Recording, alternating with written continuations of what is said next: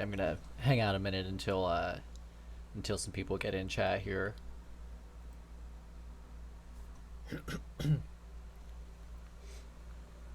I hope there's no issues with the new setup here since I moved. I've got an oscillating fan in my room now instead of a box fan just pointed at the door, so that might cause some audio difficulties that I might have to fuck with.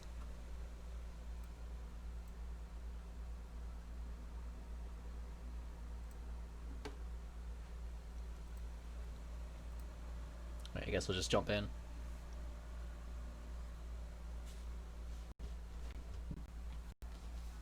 Yeah, Medieval was kind of the New Blood game that's been the hardest to sell for me. Let me try and I'm trying to get my mic just right here because new setup and all. I've got it hooked up completely differently from how it was at the old place. But yeah, Medieval was a bit. I wasn't immediately in love with it the way that I was with like Dusk, for example, because of just like some of how it some of the stuff about like how it handles its visuals and whatnot doesn't immediately appeal to me in the same way that Dusk does, but it's pretty good. Once I kind of got a bit more of a feel for what it was going for, it's quite a good game. See, it came from the age beyond the ages, from the space beyond vision, wheeling in an abyss of infinite darkness. We were minute among a myriad vast ones, bright among a myriad dark ones. We failed. So there's a little bit of Lovecraft shit in here right off the bat, which I'm totally down with. And there's also lots of cool architecture right off the bat, which I'm also down with.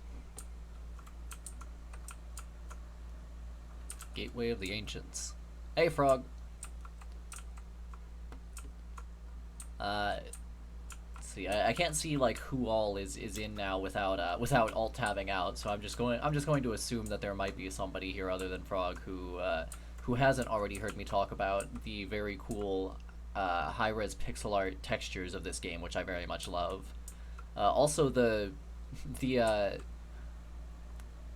weapon view sprites, because these are just like crazy high-res sprites with like some special specularity effects applied to them, which is fucking absurd, frankly. Like that's ridiculous, but very cool.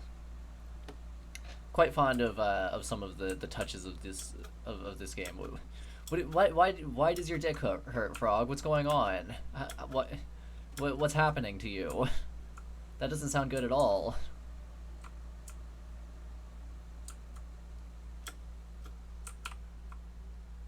Yeah, this does the Quake thing where you just go through the right doorway to choose your difficulty. This really sounds like a problem, Frog. I think you might want to get that checked out.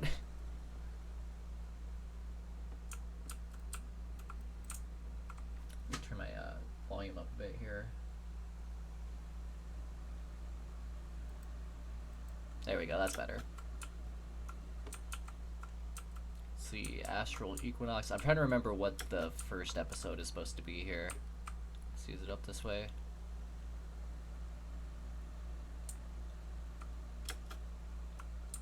That's just back to difficulty selection. So I guess Astral Equinox is where we're going, because I don't see anywhere else to go. Wait, what did it say? Evil has overrun our sacred lands. Free them! Visit the worlds to proceed, yeah. Alright, so yeah, let's go to the portal to the Astral Equinox. So you press tab for portal locations. Well, that's good to know. But yeah, I think Astral Equinox is the first episode.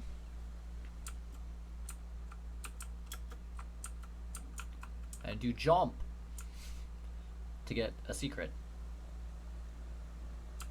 Yeah, shotgun right off the bat. Because yes, the shotgun in this game is indeed a sword.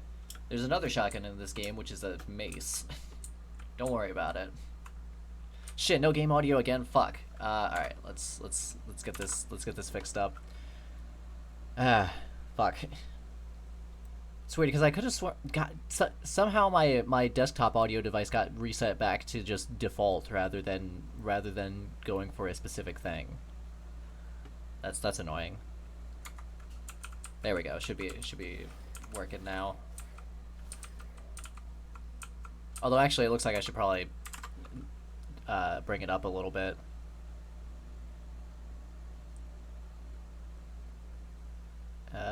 That should be good.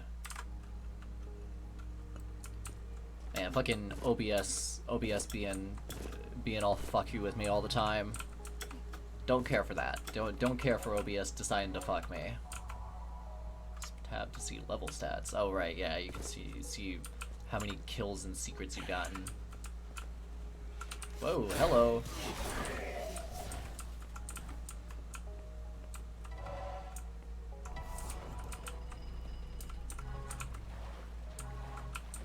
So yeah, all the weapons are pretty good in this game. Like even your pistol is like this cool like homing attack, which feels pretty good to use. And it can also be used like pretty high fire rate, as you can see. Like there is no just like straight up this is a pistol as in a bad one from Doom weapon. They're all good.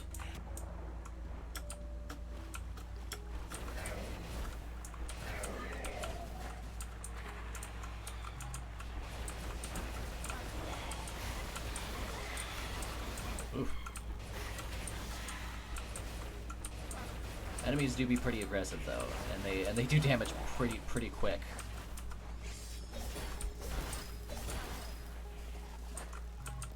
But they also fall apart in a satisfying manner, so that's cool.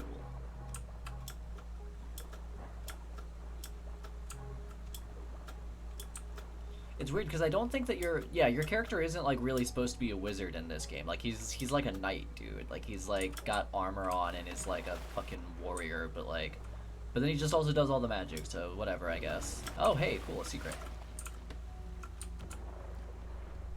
I've almost got my soul meter full.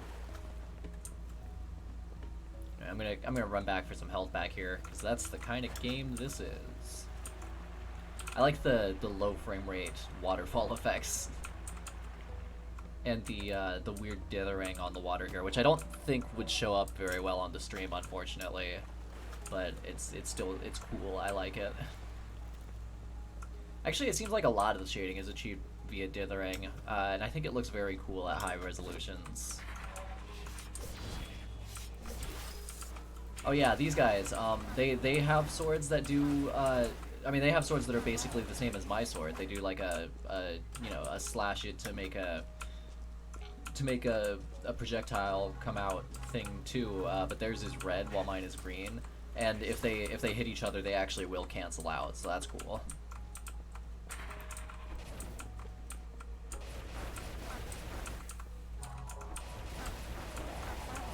Let's see, water and blood, soul and fire.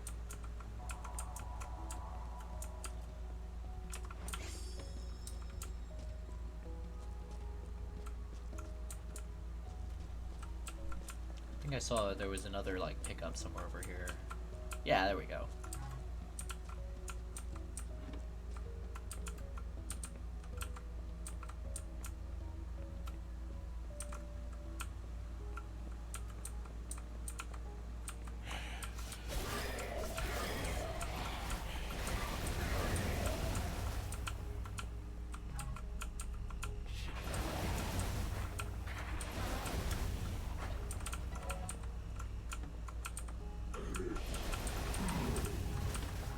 We've also got the soul mode here, which will just fuck everything up. Don't even worry about it.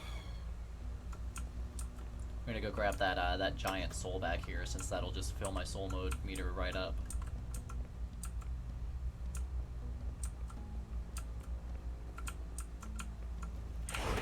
Yeah.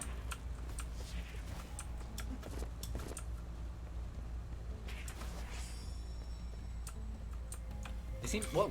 Hello. They seem to be going kind of stingy with the shotgun ammo right now, which I guess is understandable since it's, you know, you find it in a secret, but still, I would prefer to have more. I like shotguns. Oh shit! I always forget how quickly enemies really do hurt you in this game. It's like, wait, I got. Oh, okay. I guess I hit a checkpoint when I grabbed that. When I grabbed that key.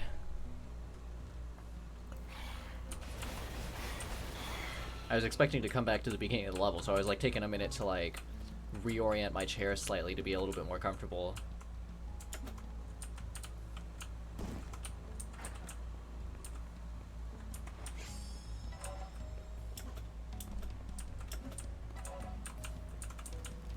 Yeah, dead does happen at times in this game. Ah, I can't get through.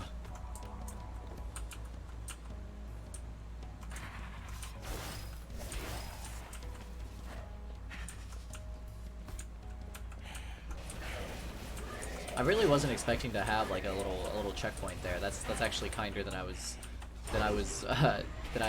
thought this game would be.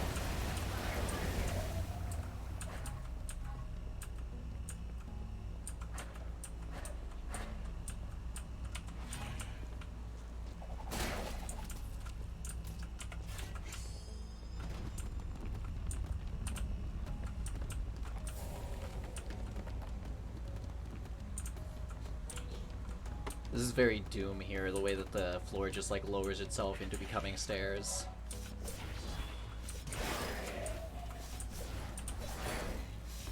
Man, those guys can fucking jump.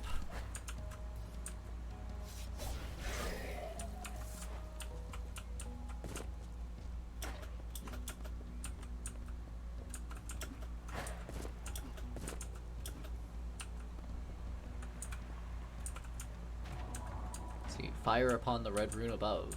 Ah.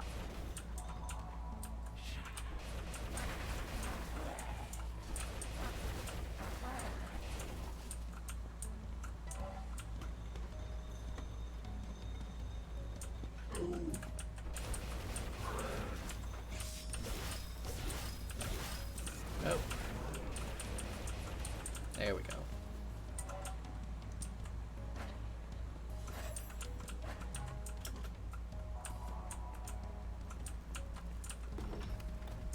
There we go.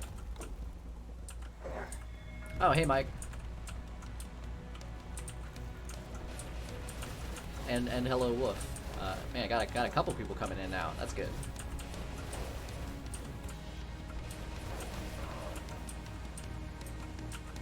How am I supposed to get across there now? Oh, I see. I can just jump down here. That's cool.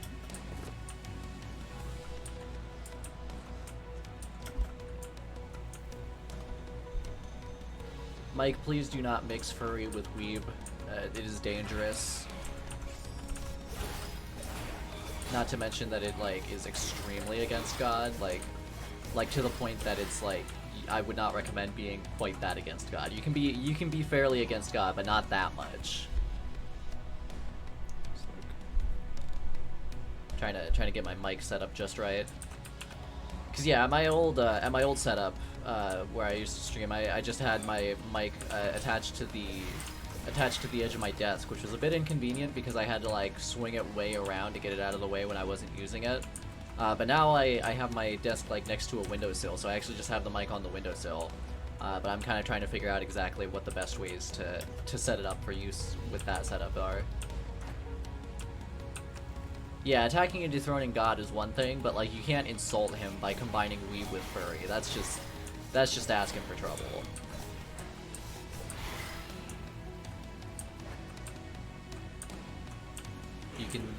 You must draw the line at injury, not insult.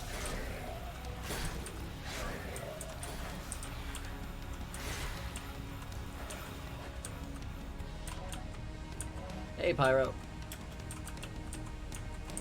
Came in just in time to see some of the cool super modes for these weapons, like how the shotgun bounces around when you power it up. Although it looks like it just ran out.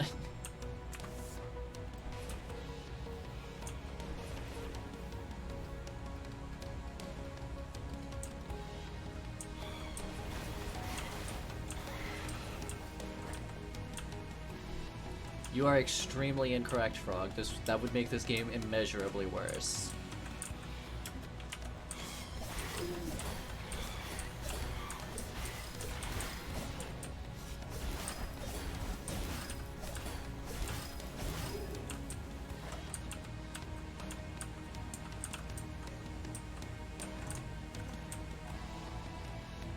platform to Bastion of the Blue Moon.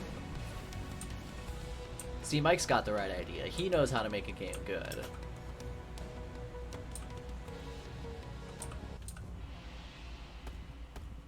Yeah, see that guy there with the axe, that's the character I'm playing as. He's very much not a wizard, so I don't know why he's using all this magic shit when he's just like muscle armor dude. But whatever.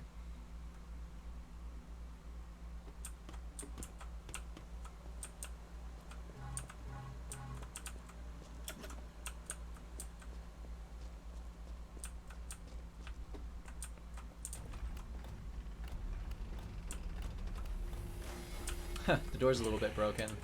That's a neat touch.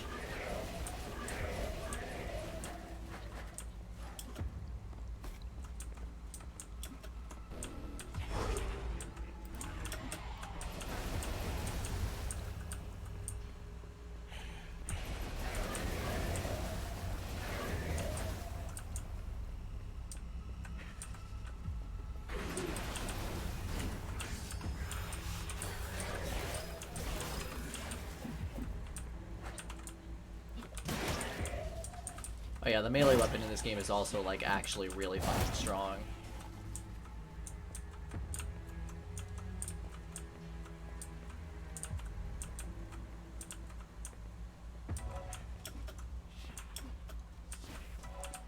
I actually just had a really good D&D session with Frog yesterday.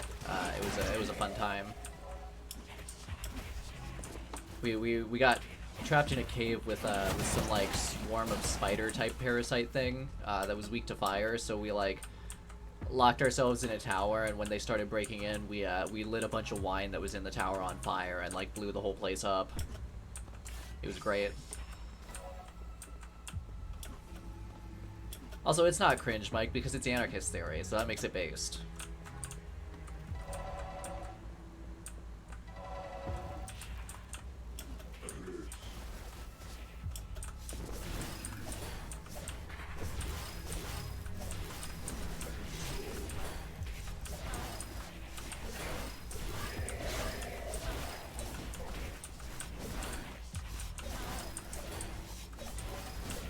And I like the mist shit in this area. It's like, it's very ethereal feeling.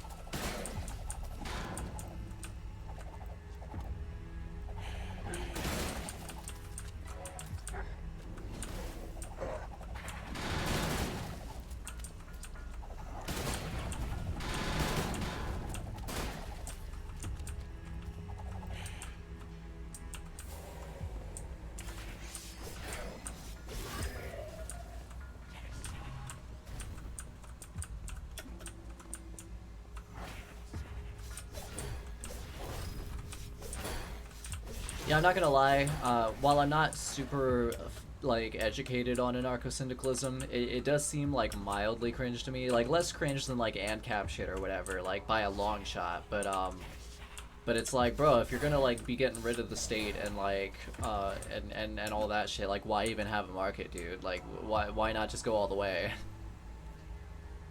But that's just my extremely layman perspective on it, so... And apparently those who would worship the sun are blind, which does make sense, because they're probably staring at it a lot if they're worshiping it. And everybody knows you're not supposed to do that. You're not supposed to stare directly into the sun, kids. Remember that. It's important.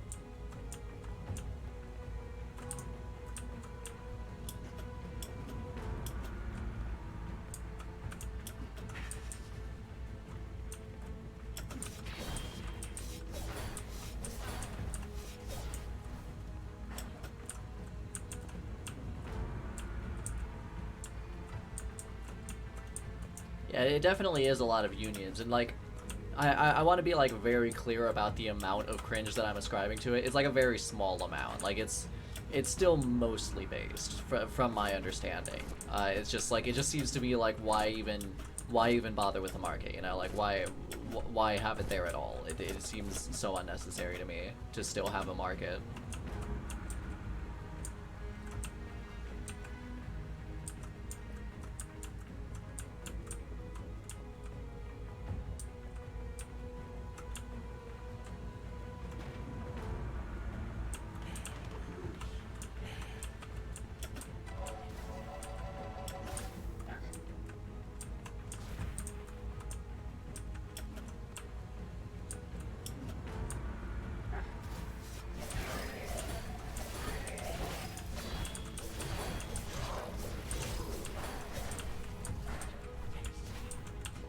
But bro, if there's no market, you can just get fruit gummy without buying it.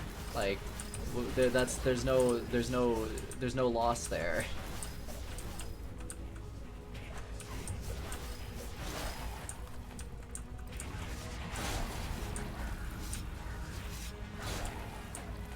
I feel like I'm supposed to have the trident by this point. Maybe I missed it earlier in the level.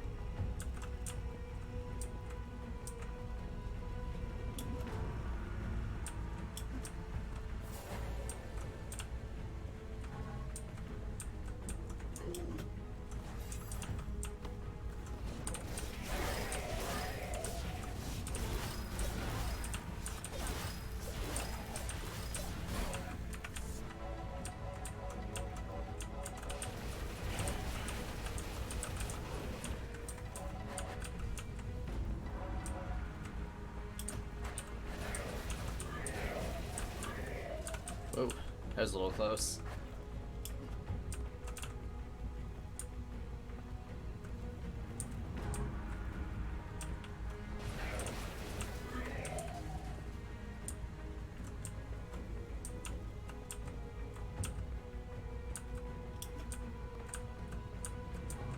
Oh, there's another staff, but where's the trident? Oh, maybe it's down here.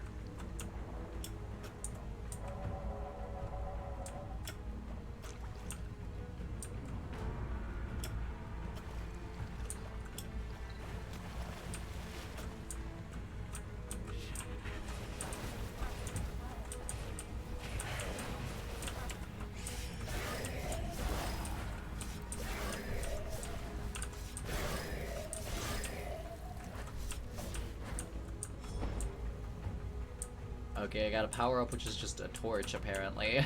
So that's a thing. Okay, here's a trident. Sick.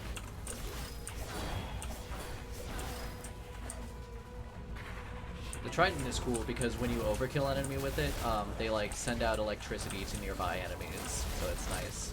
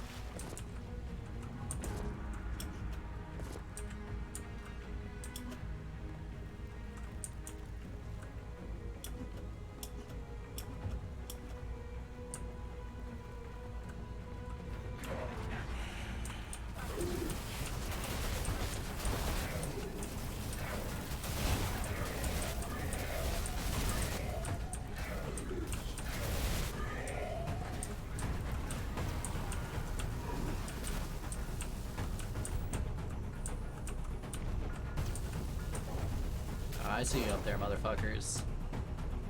There we go.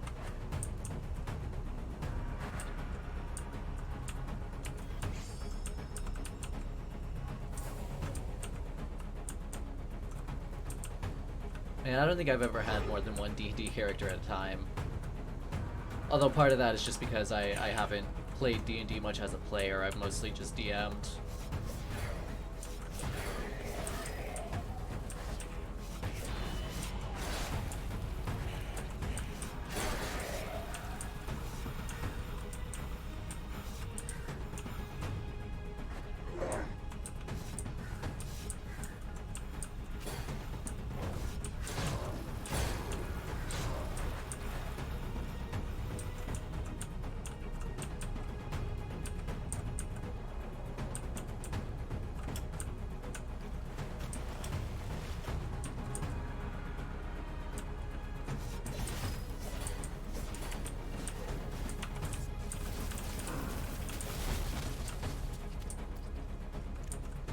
I like how this motherfucker was just like hiding behind this pillar here.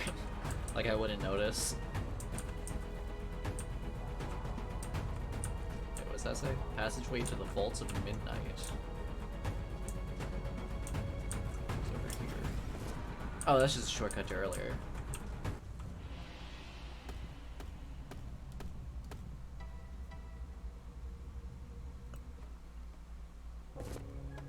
By the way, I'm probably going to be on this game for a while because it's actually kind of long. It has 6 episodes, if I recall correctly, compared to Dusk's 3.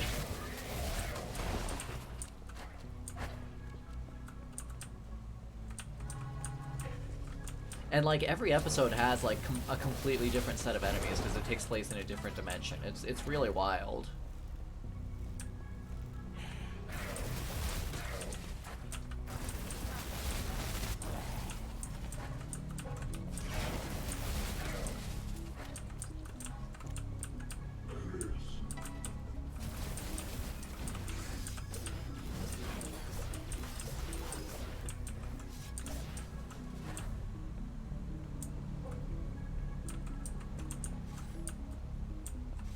Okay, so that's a silver key door. All of the doors look really interesting. Like, none of them are just like regular, like, open upward doors. And there's that silver key I need. So that's good to know. See, our leader, guardian of the moon, he now dreams of death and pain. That doesn't sound very good. I don't like it when I dream of death and pain. Those I believe are called nightmares.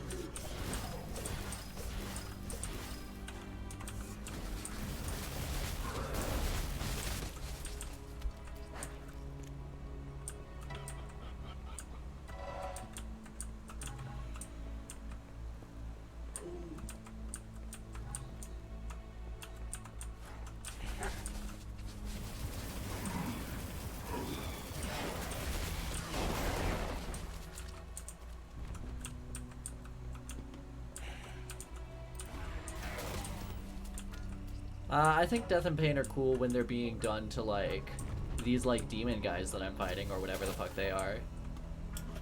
Like, I'm dealing out a lot of death and pain to them right now, and I think it's pretty based. Let's see, midnight, moonlight, sun be gone. I mean, yeah, I guess. I guess that's a little one for the night owls in the audience, huh?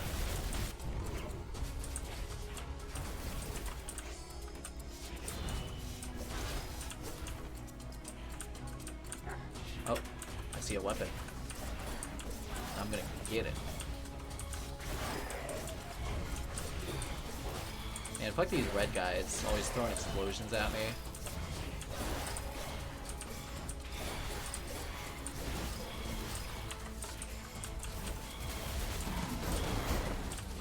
There we go.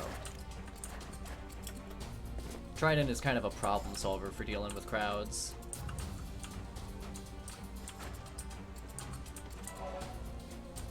When Mike says he's gonna chop up chicken, he's actually talking about masturbating.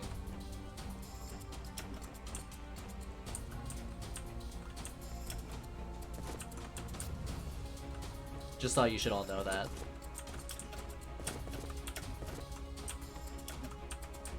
Oh.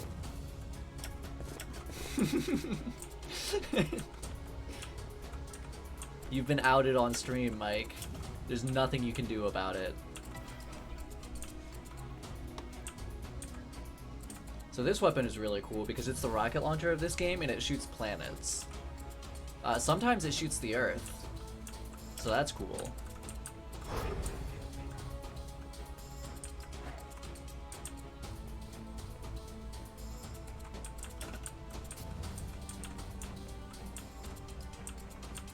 Yeah, we know you have a sausage, Mike. That's what you're gonna be, you know, fucking doing the deed with. I mean, I don't want to get into specifics because this is a family stream, but you know.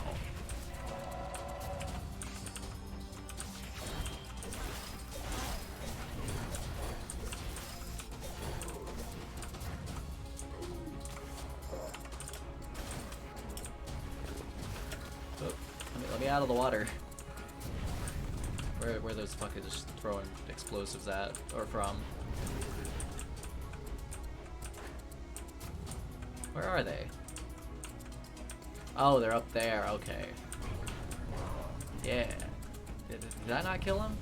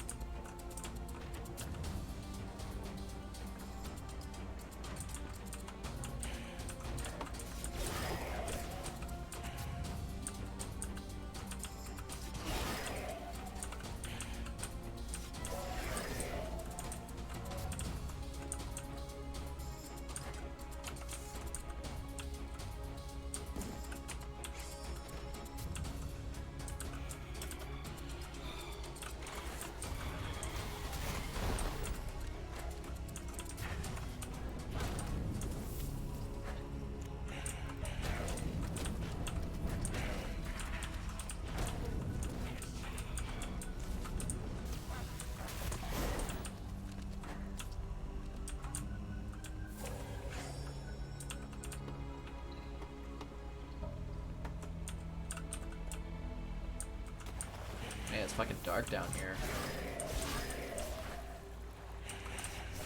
So the cool thing about the sword is that if an enemy is like right up on your ass, you can fire the sword and the swing of the sword will hit them and the projectile will. So you get a 2-for-1. Which is very cool. Like every fucking weapon in this game is awesome. And all of them have a secondary fire mode when you activate soul mode. It's really cool.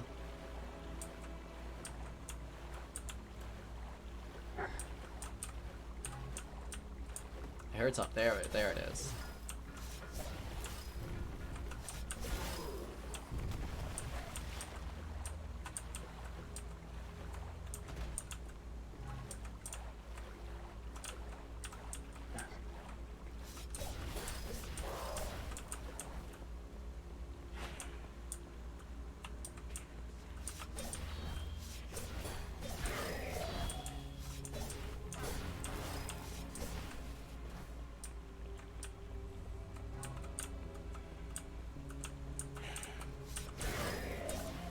Yeah, I mentioned this towards the beginning of the stream, but I think a lot of you weren't in here for that. But if I get in really close to the textures and look at them, you can see that they're actually high-res pixel art. Like, they just look like, you know, regular texture work from a distance, where, like, you just, you know, drew something in Photoshop or whatever. But you get in close, it's like, oh no, this is pixel art. This is fucking just extremely high detail pixel art, which is really nice. The System Shock remake also does that, and I love it. I want more of it.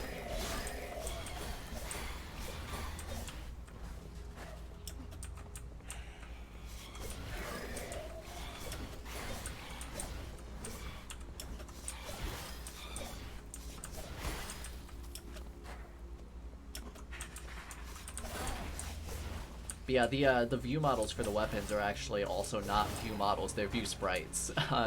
They're just extremely high resolution sprite work on the weapons, and then like there's like some like trickery done to like make lighting effects also work on them, so they'll like reflect environmental light sources, but they actually are sprites. It's actually like ridiculous how much effort has been put into the visuals of this game when like so many shortcuts could have been taken. Like, all of these pickups are also just really high-resolution sprites, and, like, it would be so easy to just make those low-poly models. No, I wouldn't say it's very similar to Dark Messiah at all, because, most of your weapons are just ranged weapons. Like, it's basically a shooter. It's more in the vein of, like, Heretic. Because the only melee weapon you really have is... I mean, you can technically hit with the melee on the sword, but that's not what it's meant for. The only real melee weapon you have is the axe, which is very good. It's an extremely good melee weapon, because it has a longer range than you think it does, and it does crazy damage. But other than that, everything else is just range stuff. So yeah, it's more of a Heretic successor. Whoa.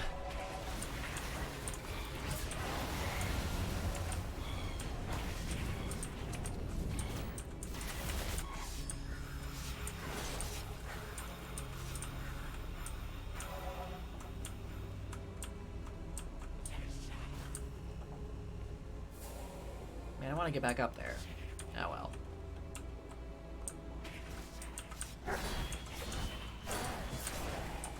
Oh yeah, that's true. When you're using the axe, like, not only does it have slightly longer range than you expect, but it actually will pull stuff into it, and that's really good.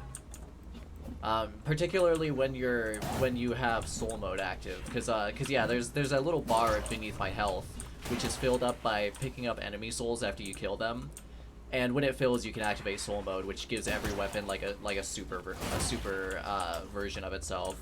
Like a second ago, I was using the sword's soul mode, which makes its projectiles bounce around all over the place, which is very pog. But yeah, the axe version of it is it just turns into a blender. Like you just stick it out in front of you and spin it, and I believe that like pulls in enemies even more so than the regular attack does.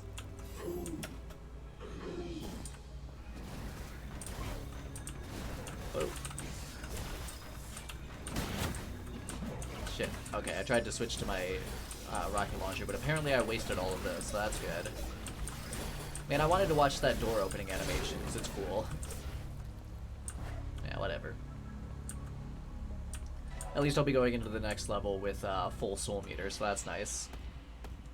Yeah, you can use it to get around real quick underwater, which is a very nice detail, and just really, like, nice function to have. Like even beyond the fact that it's, like, a neat thing that you wouldn't normally think of, like, it's so convenient to have, because, you know, normally going underwater in first-person shooters kind of sucks.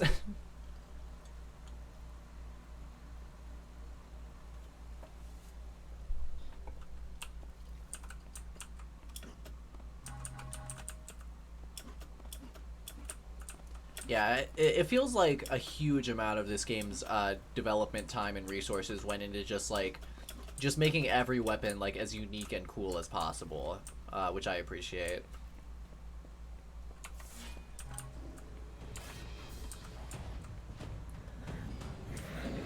Let's get the super health over here.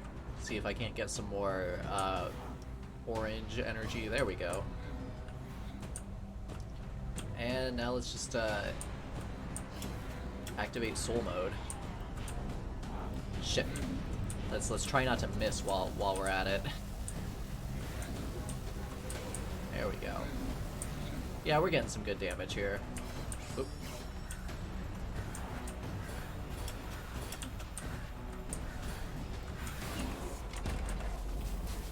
Alright, cool. That guy went down pretty easy. Yeah, I think episode 1 is the shortest one, because I remember the later ones being longer.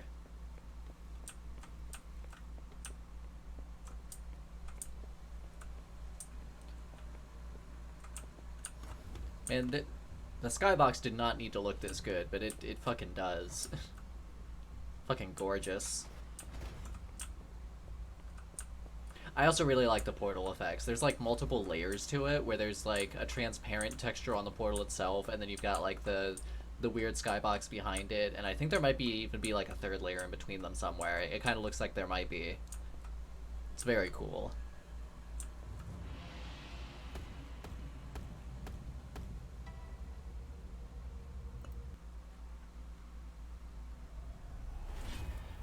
Welcome back, champion.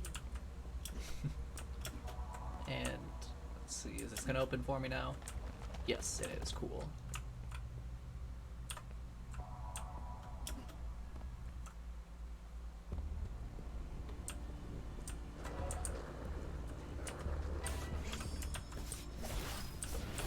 So yeah, now we're here and we've got a completely different set of enemies. Where we got like these suits of armor that are being controlled by like this weird like Cthulian Shoggoth thing in them. And when you kill the armor, the Shoggoth comes out and like rushes at you, so you gotta kill it too. Yeah, every episode in this game takes place in a completely different environment with completely different enemies. It's really cool.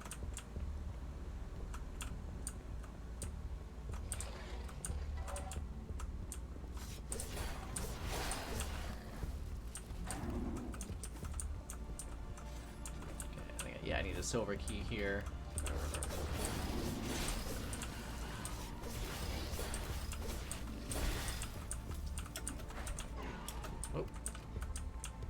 think that might have been a homing shot from the beholder in there.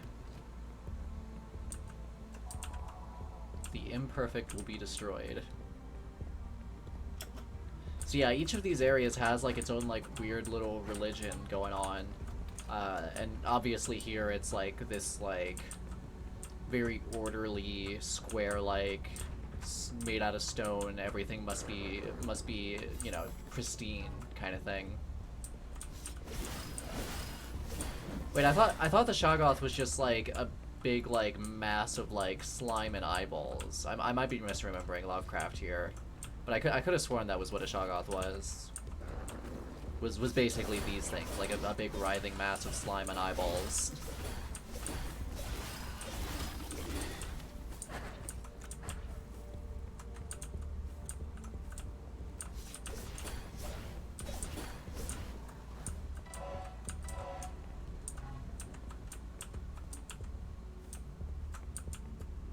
Oh, there's the button.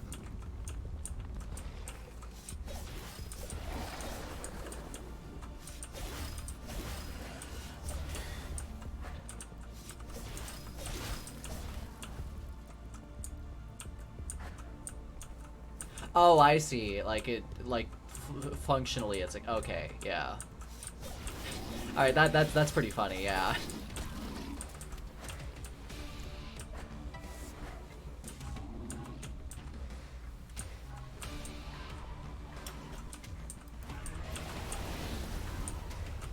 It's just the fucking working ox of the Lovecraft mythos.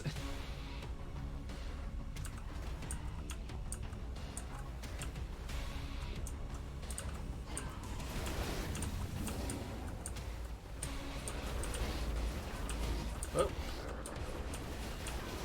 Get fucking shunted off platforms here. Whoa! Hello! Didn't see you there.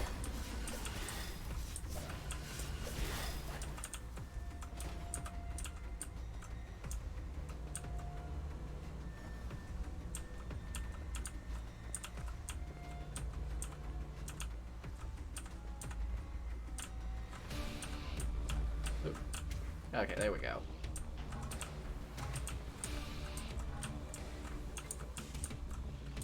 I like all the stained glass in this game. It all looks really good.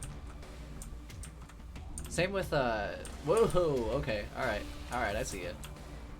Same with the stained glass in Dusk. It all looks really nice. Also, when the chaos enemies die in this episode, and there's like just this like weird like writhing like flickery animation to it, it's very cool. Like there's just so much effort put into like the look and feel of everything in this game. It's fucking nuts.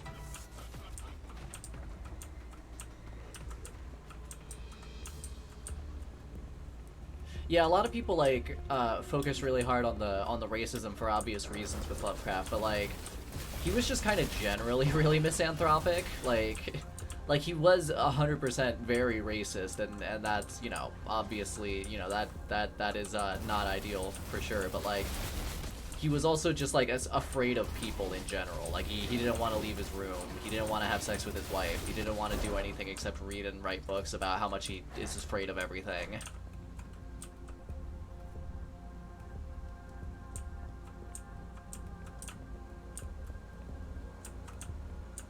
Like his wife would actually like have to bribe him to have sex with her by like giving him books, which sure is something. Oh, here's one of my favorite weapons in the game. This thing is so fucking cool. Let's find something to use it on.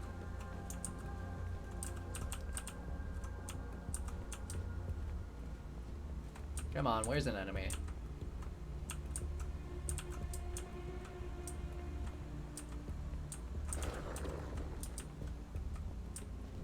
What'd that do? Whoa! There we go. So yeah, this shoots the mass of crystals, and it will just pin motherfuckers to the wall, which is very fun.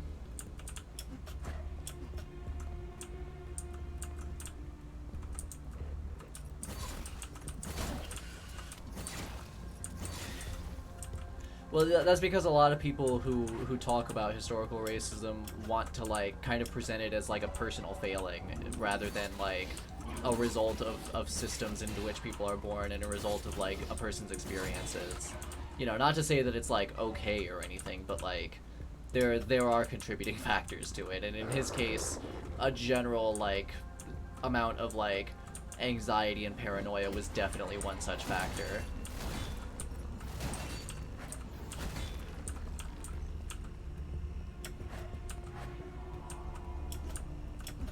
Oh yeah, alignment must be observed. Yeah, so these guys are really all about that very, very precise, pristine, sort of like architecture to everything. Order is perfection, perfection is power.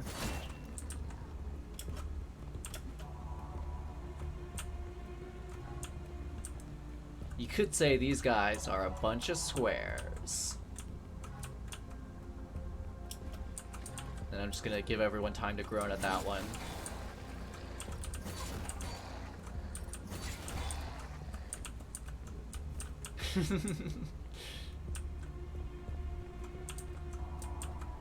Right the wrongs and cross the divide. See, that one doesn't even have anything to do with like the order and whatnot. It's just like, hey, fix shit.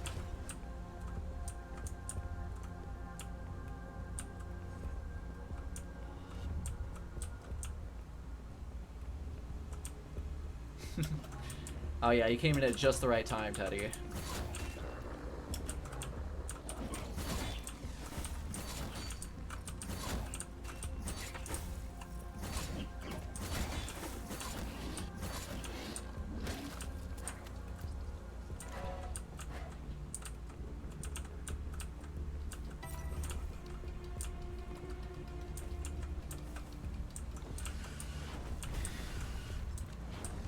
Oh yeah, this episode has like these little wall guys that just kind of sit there and shoot chaos at you. I should really look into getting like a fucking flash card or something that I can use to play a bunch of like DS games on my 3DS. That'd be really cool. I don't remember how much those cost though. I mean, I'm sure however much it is, it'll pay for itself in the long run, but like, you know.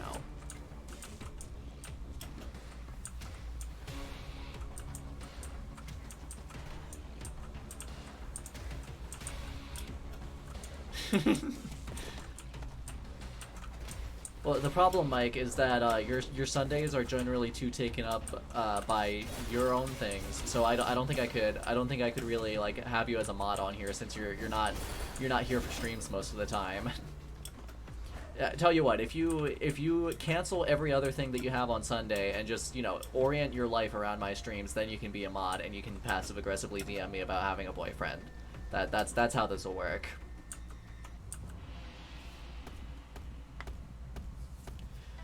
Probably. I'm sure that with all the other racisms and all the other fucking, like, fear of everything in the world, it would not at all surprise me if Lovecraft believed some shit about, like, a Jewish conspiracy theory or some shit like that.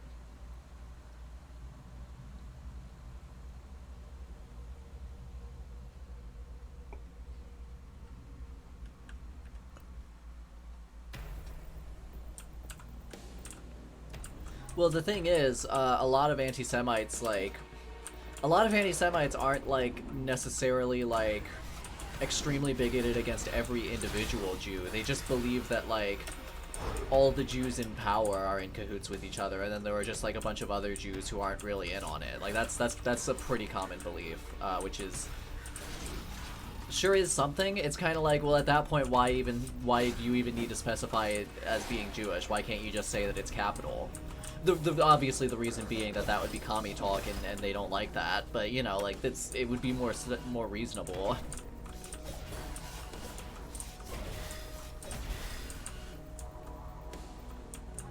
It's kind of ironic that this place is all about like order and whatnot, and it's been invaded by like these fucking like chaotic Lovecraftian slimeball monsters.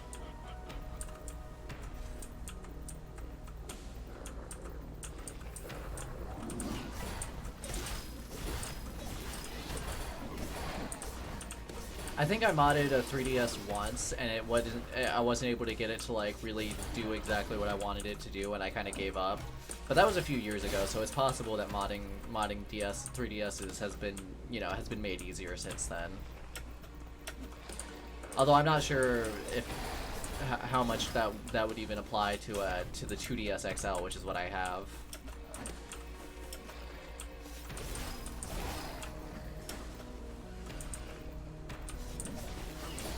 I should probably look into it, because there's a lot of DS games that I've been wanting to play, but I haven't been wanting to go out and buy them.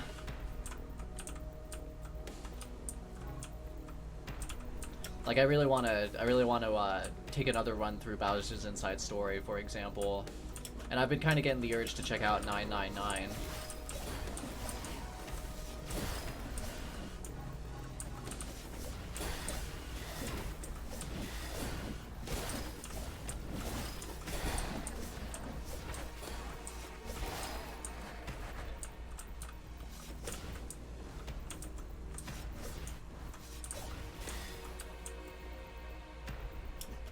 Yeah, I don't have any firm information as far as Lovecraft anti-Semitism, but I get the feeling that he would probably be conspiratorially anti-Semitic, like just based on themes in his writing, like all this shit about like secret satanic cults, and well, not satanic, but secret cults that are trying to fucking get shit done and fucking bring back old gods. Like it's all pretty conspiratorial stuff. So like, I again, this is like speculation on my part, but I feel like he kind of probably was into some of that shit.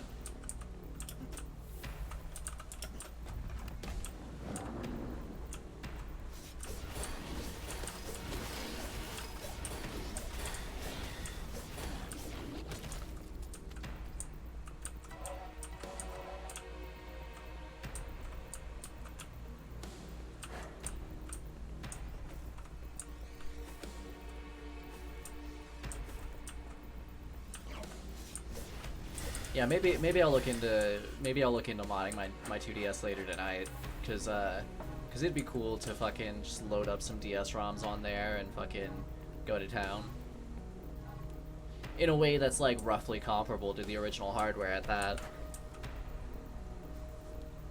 Yeah, a lot of these enemies have neat little things like that where like, yeah, it's neat how it crumples inward and how like there's like this like vibration to its like polygons as it does. I mean, it seems like these guys' polygons are kind of unstable in general, since they're like weird chaos shoggoths. Yeah, it's cool stuff. There's a lot of like detail put into these enemy models, and I appreciate it a lot.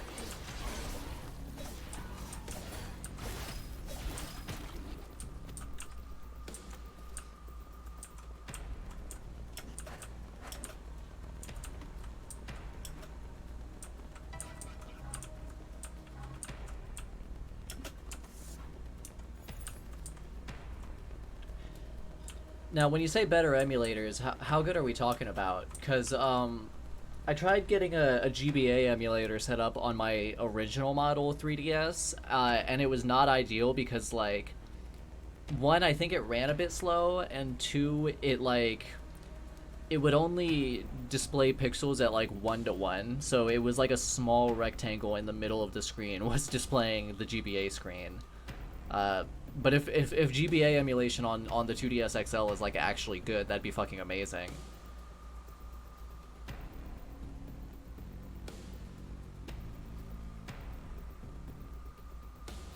Also, Pyro, this is from the same publisher as Dusk, New Blood, which is the publisher whose games I've been streaming. It is from a different developer, because Dusk was mostly developed by one guy, David Zemansky. With production assistance from Dave Oshry, who is the owner of New Blood Interactive. But this was developed by another publisher who I believe goes by Indefatigable. I think this was also a mostly one-man team, because that's just kind of how New Blood be. Like, Dave Oshry just like finds like people who are just making cool games on their own, and it's like, hey, how would you like some money to put that game out through my cool publisher? and does it. But yeah, because like Dusk was like technically a three-man team. There was Zemansky, who was like the lead designer, who did like most of like the actual development stuff, as far as like designing levels, designing weapons, designing enemies, making graphics, all that stuff. Ashri was a producer, so he had like some degree of like creative input, and he helped with like sound design and whatnot. And then the third guy was Andrew Holsholt. Andrew Holsholt. It's a bit hard to pronounce his name for me, but he was the composer and did a lot of the sound work.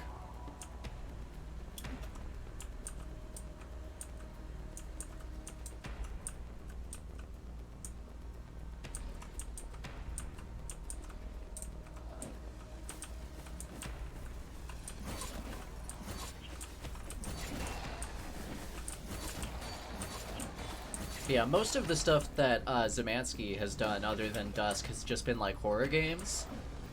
He made a bunch of like horror-themed walking simulators before Dusk, which is interesting.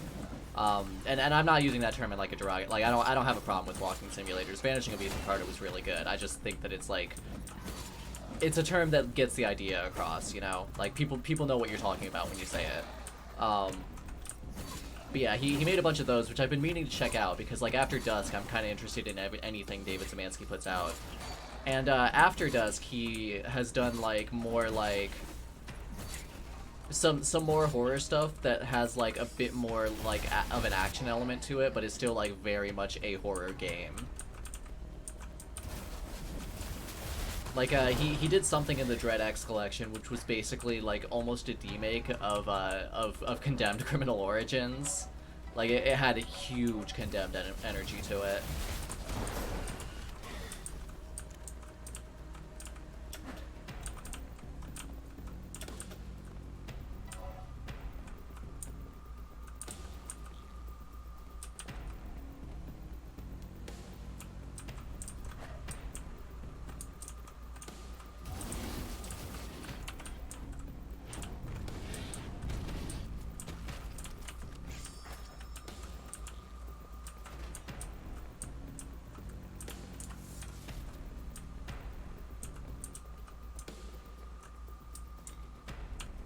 I don't know what that did.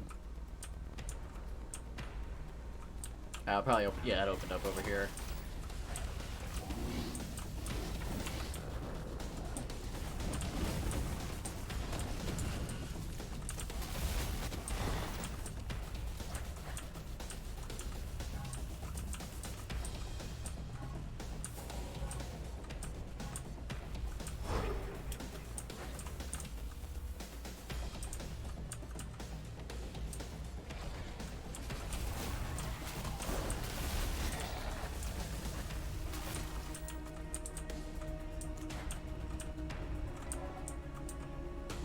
Yeah, if there's a flashcard that I can get that will just work, Todd Howard voice that I can't do well, but you know, if I can get an R4 that will just do that out of the box, then like I might honestly just be willing to shell out for that just for the convenience of it, because like shit, man, like that'd be good. It would be very good to be able to just play my DS games without fucking with them, without fucking with the console at all.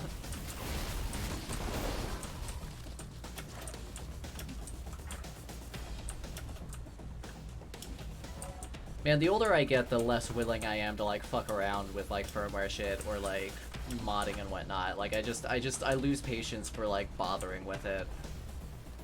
There was a time when I would spend literally an entire day getting a modded Oblivion setup going, and nowadays, like if it doesn't work like immediately, then I'll go, I'll do it some other time, and then I never do it.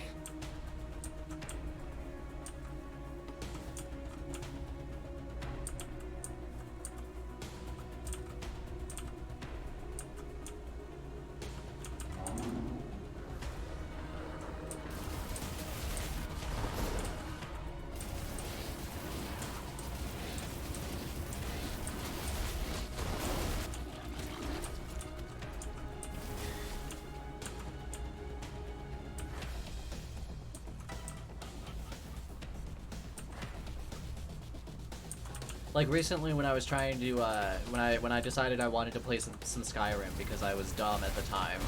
Um, I like loaded it up and was like, man, this map sucks. Let me see if I can find a mod that fixes the map. And I found a mod that fixes the map, but like it didn't run immediately. And rather than try to get it to run or even just get rid of it and just play Skyrim normally, I was just like, fuck it, I'm just gonna uninstall Skyrim because I don't care enough.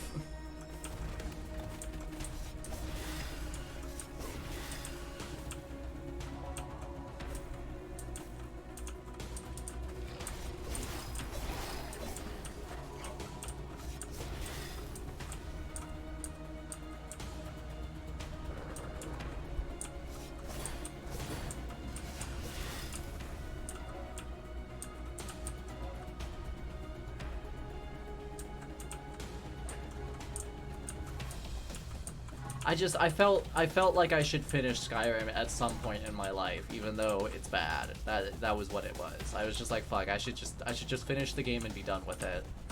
But then it was like, oh no, the map is like literal like worthless hot garbage. Fuck this.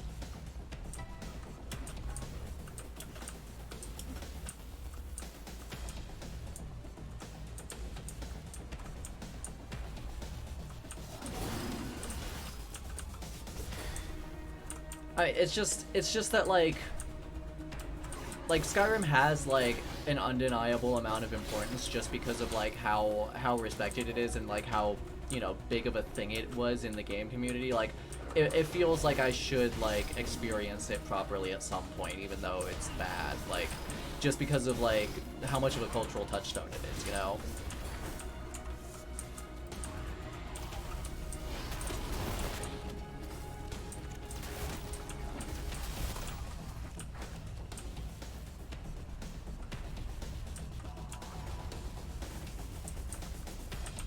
God, the opening of Skyrim sucks so fucking much.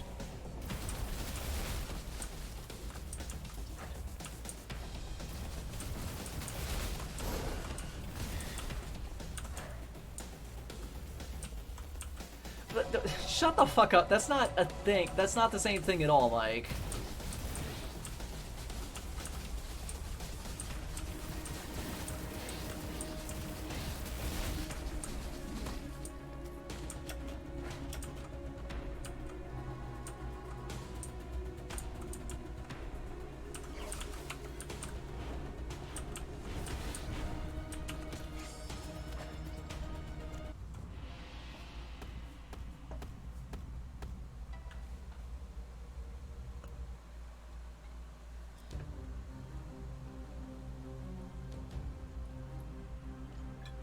Well, we've reached the halls of doom, so that's neat.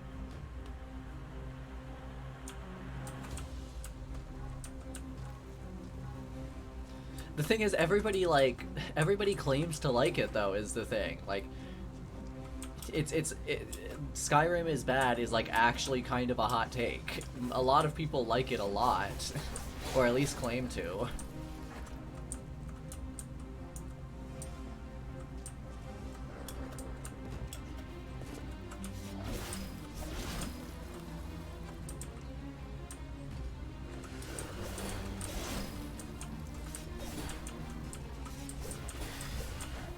God, shut the fuck up, Mike. That's not the same thing and you know it.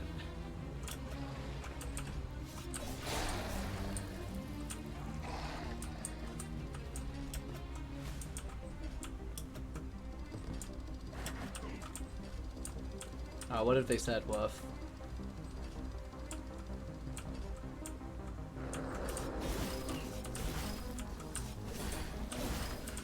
See, that's the thing though, like even if it's just like, oh, I just want bash some skeletons, like bash some skeletons in a good game, bash some skeletons in Hexen.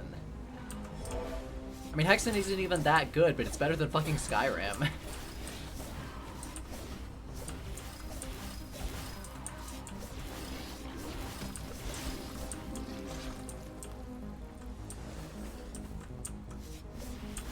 There are games with bigger maps than Skyrim, though. Fucking, Morrowind, I believe, has a bigger map than Skyrim. Just Cause 2 definitely does, and that game's, like, actually fucking fun as shit.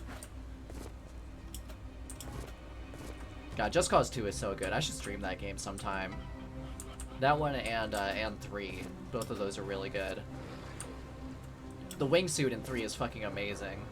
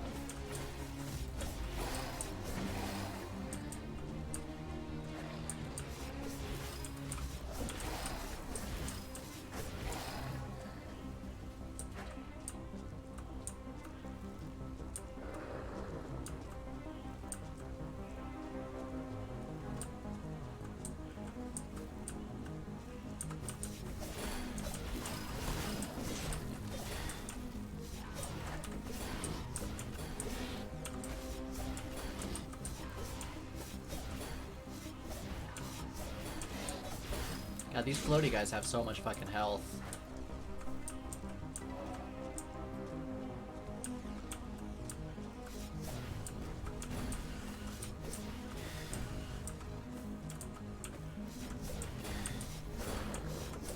God, that fucking your turn in the 1% thing is so fucking funny, because it's like, even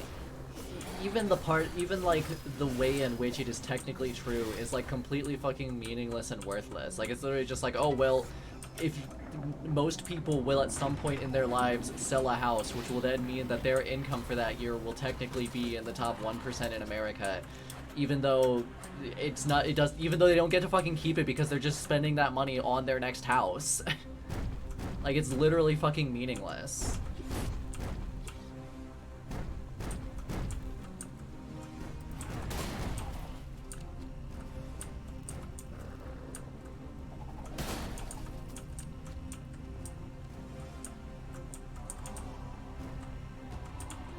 Those not in alignment shall meet their doom. I think I'm down for that.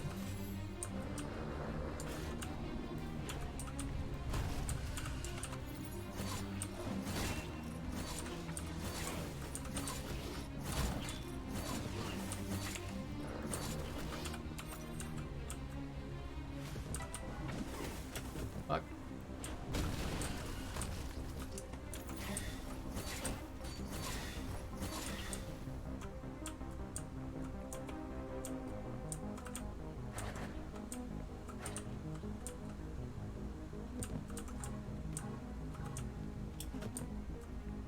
Well, yeah, I'm sure that that's just due to the fact that that the source that he was citing was written in 1995. I'm sure that in 1995 more people could afford houses.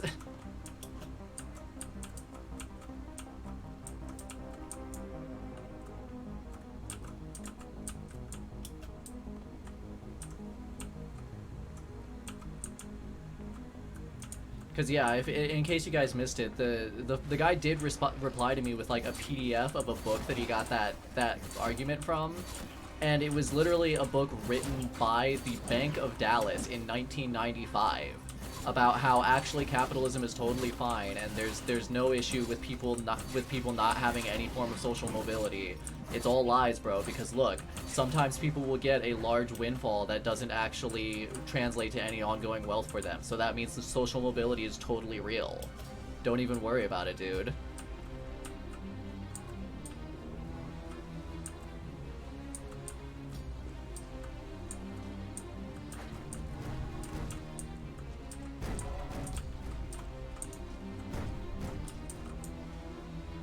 Yeah, man, just stop using the internet in a year where most fucking employers require you to apply for their job online.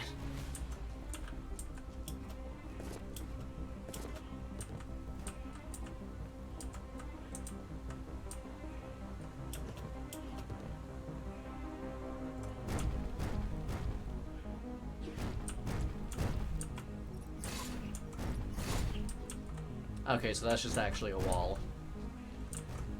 Alright. Fucking spikes hanging in the air.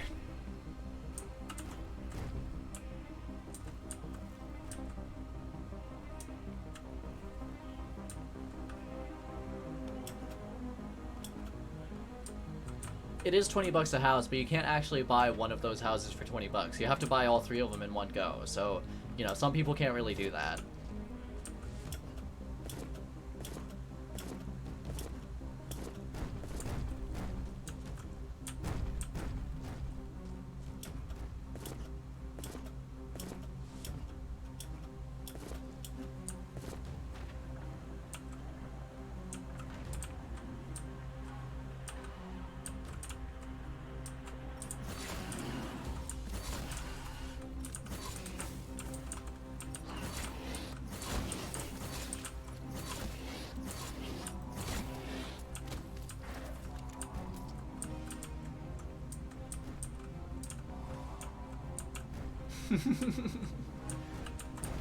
I guess this is why I never got that economics degree. Well, that and the fact that I don't believe in astrology.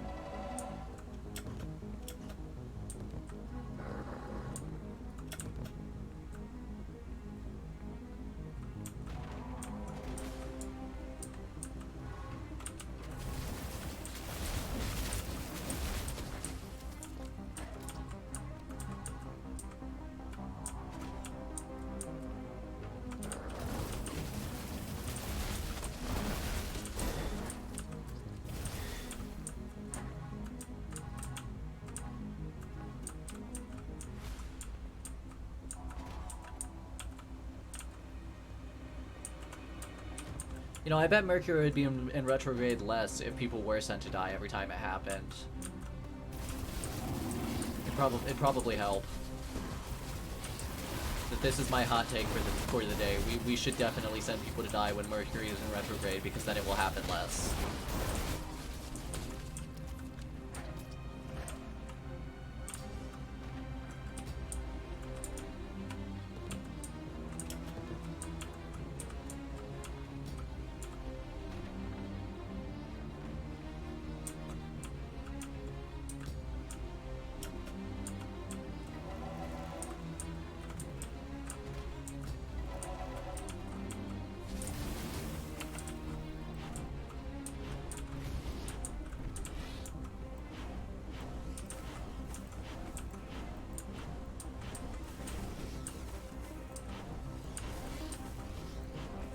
Man, that's a lot of these motherfuckers. Those are the big guys, too. I like their models a lot, how they've just got, like, tendrils sticking out all over the place.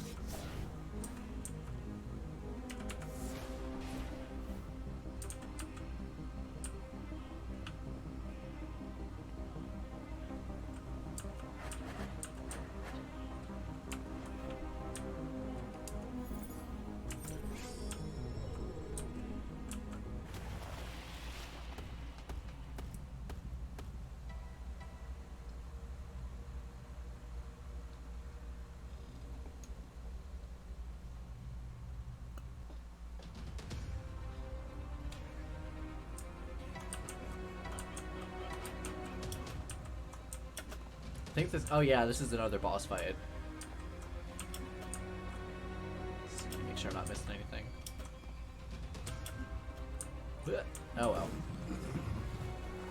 The Scrounge, which is a wonderful name for an enemy.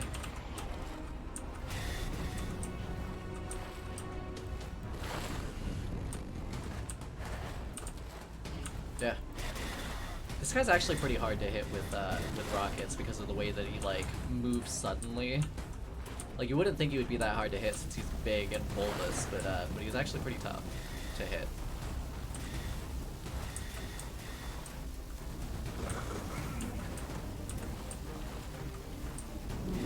I mean, obviously he's easy to hit with hit scan because point at thing. But when you're dealing with projectiles, he can be a little bit difficult. Also, man, that was fucking close. Just clutched it right out. Okay, I don't know which part of this you got auto modded for, Ilton, but I had to let that comment through.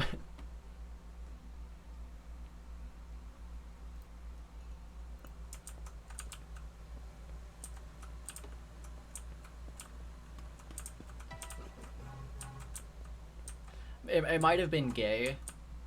That's possible. Oh yeah, I forgot how this boss, it just breaks the floor, and that's where the portal out shows up.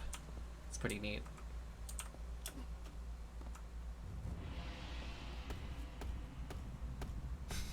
Yeah, Fast and Bulbous is exactly what that boss was. Welcome back, champion.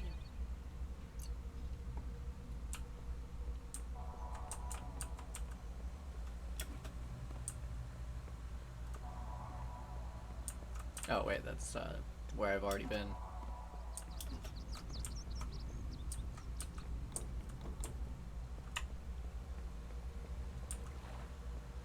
I think the next one was either Solar Solstice or the Forges, but I can't remember which. I think it might have been Solar Solstice.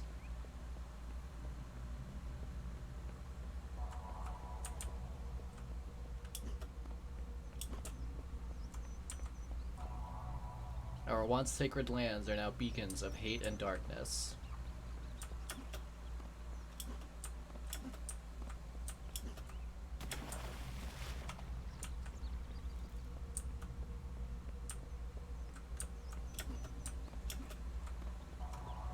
The evil force came thousands of years ago, like a cancer it spread silent, unseen.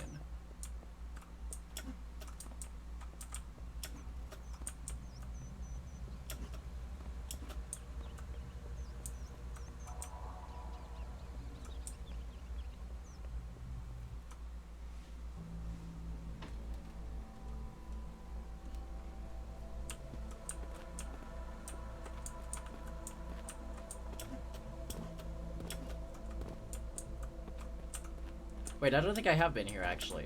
Oh well. Man, this is really pretty. Like really fucking... This is gorgeous.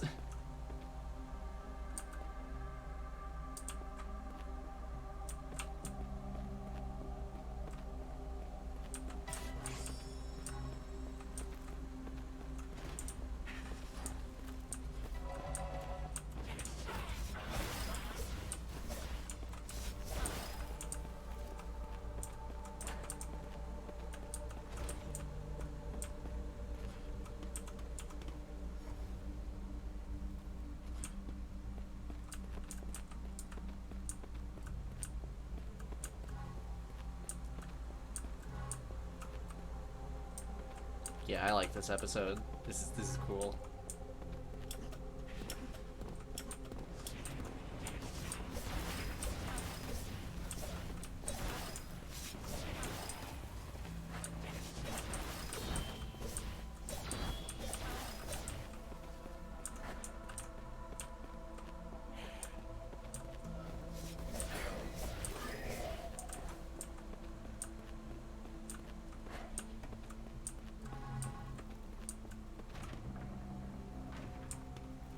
That.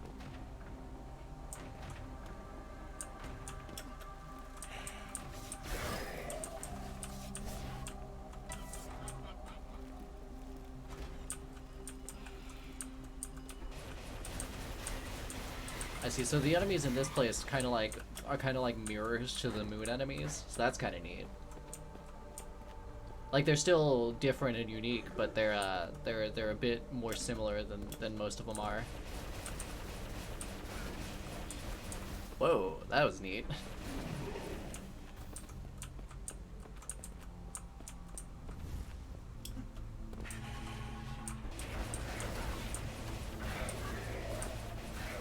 Also, those guys are new, the ones that like leap at you.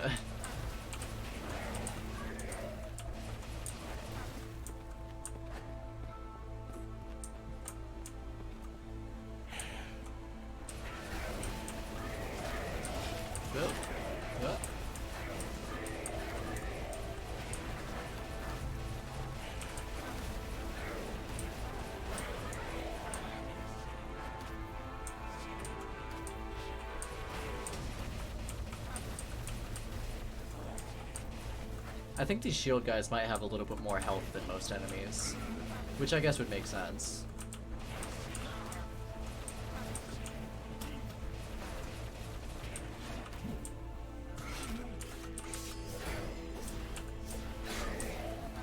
Alright, there's some health. I could use it.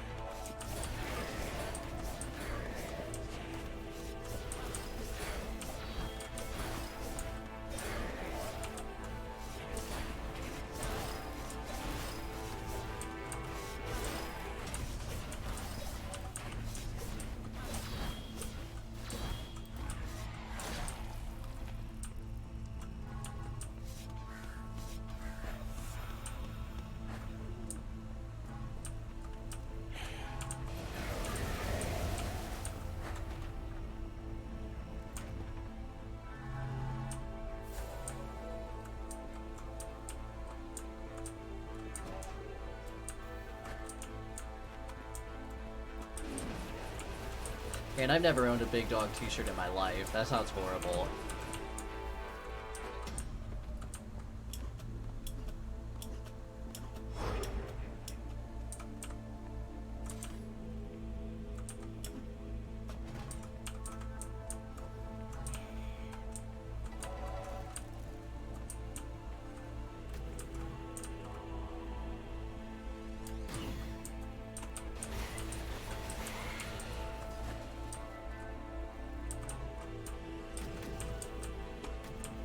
You can't see it, but I'm raising my arms in the air like an archvile while still playing the game. Don't worry about it.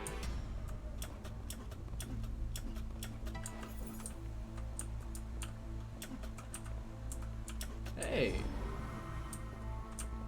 Okay, cool, I'm invisible.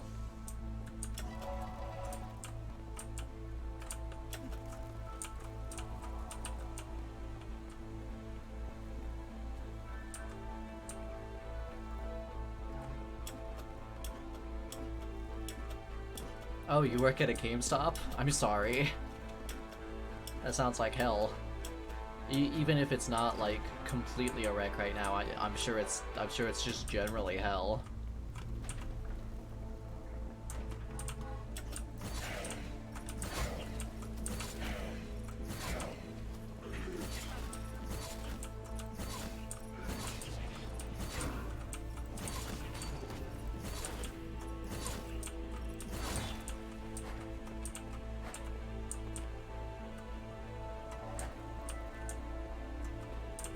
This guy looks a little bit like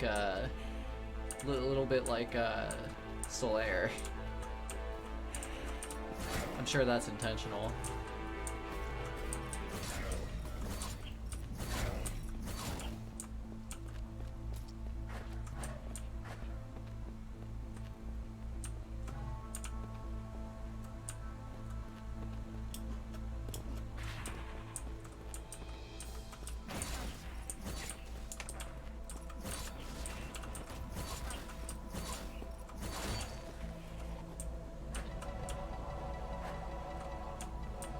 Okay, hold on, let's read these one at a time. 1. The Lunar Worshippers. 2. Must be silenced. 3. Their heresy knows no bounds. 4. Our time is at hand. Well, I've kind of already taken care of those guys, actually. I killed their god. So, problem solved?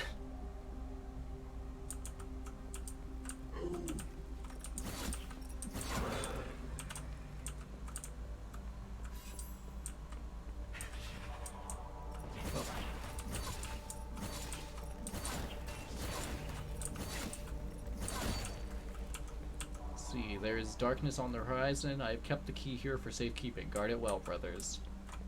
I think they did a good job.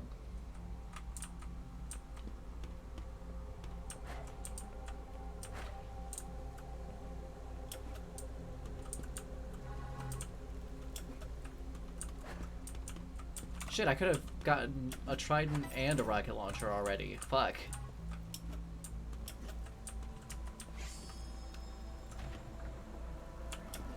Let's go get that trident. Yeah.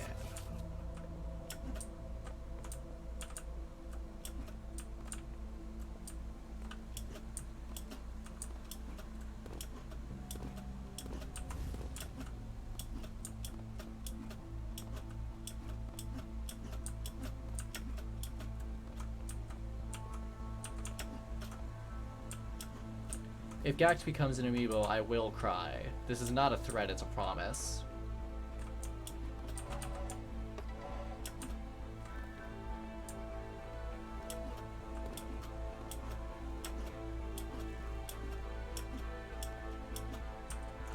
Ah, wrong key.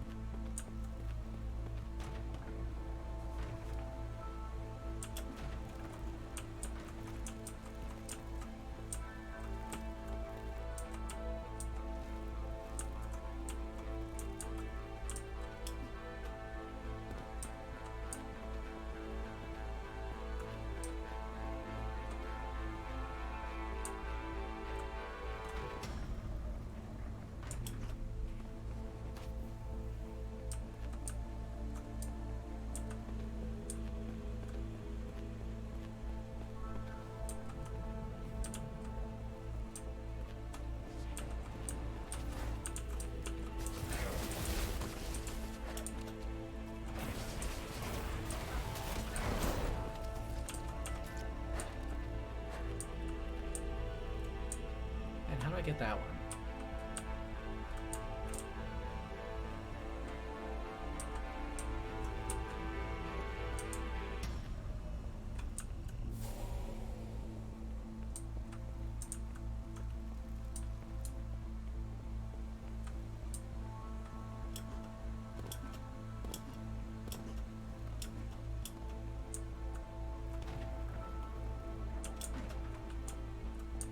Oh. Alright, now we're cooking.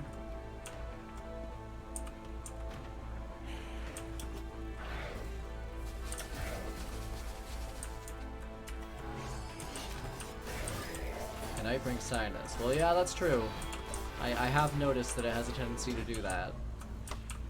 Can't argue.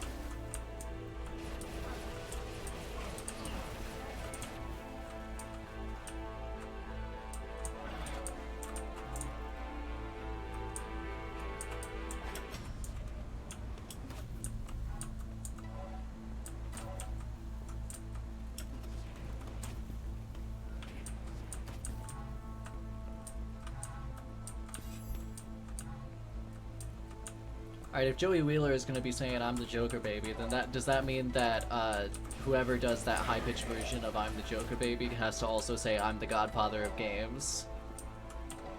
I feel like we need to have, like, you know, one-to-one cultural exchange here. Alright, let's get it. Let's get it. Let's get it. Yeah! Alright, cool.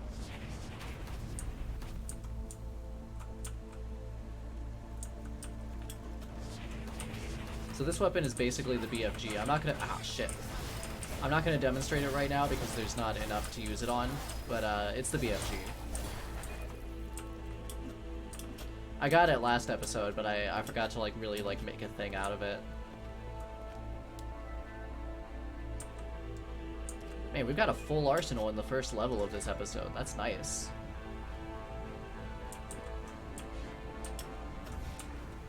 Okay, here's an opportunity to use the one sec. Yeah, there we go. Oh wow, that didn't seem to have much effect on him. Jesus. Okay, there we go.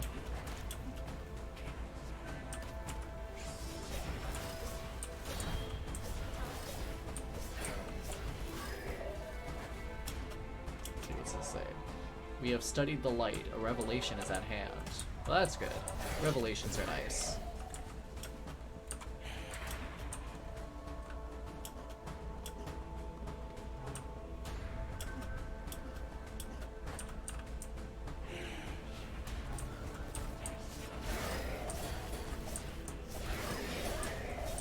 Man, these guys are fucking nuts. Always be diving at me, lunging.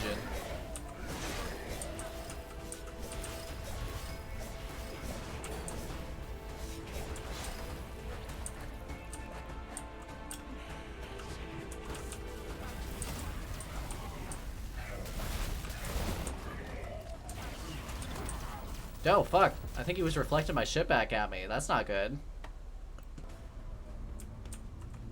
Alright, how far back? Okay, this is just after I got the gold key. Oh, hey, that's a shortcut. Nice.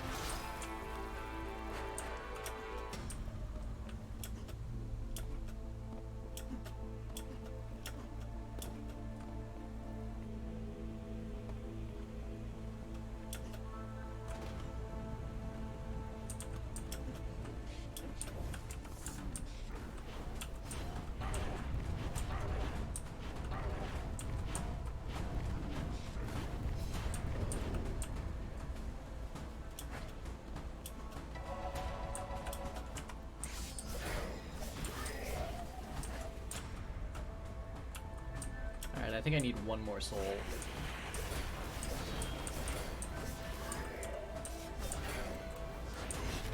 Yeah, there we go.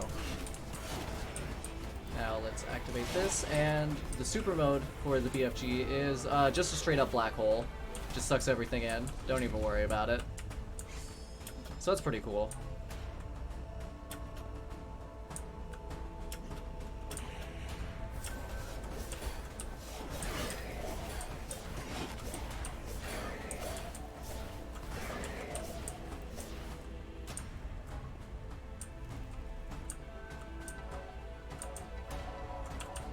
The sun gives us sight for which to fight. Bring on the night out. Okay, this is just power metal lyrics now. This is just power metal lyrics.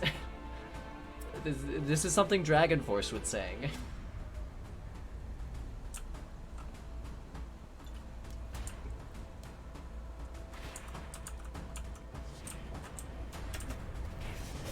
Fuck off, y'all. Oh, hey, stairs. Neat.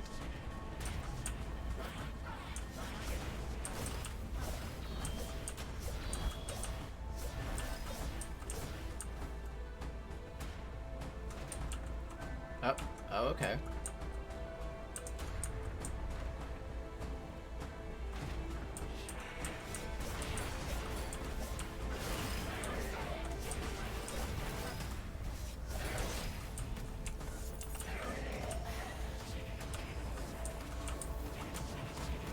Wait, why didn't I hit anything? There we go, that's more like it.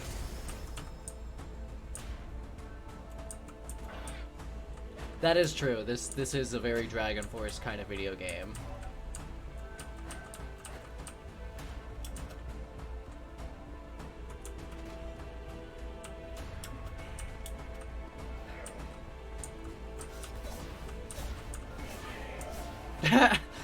Ah, stupid bitch just fucking jumped right in the fire. Hey, that one's a Metallica song, Jump in the Fire. From their first album.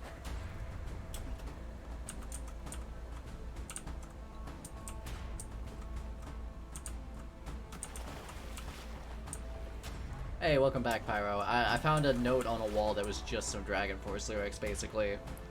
See, my eyes stained by dark visions, I shall seek guidance at the tower. From Anon. What the fuck is 4chan doing in this game? Give me that ammo.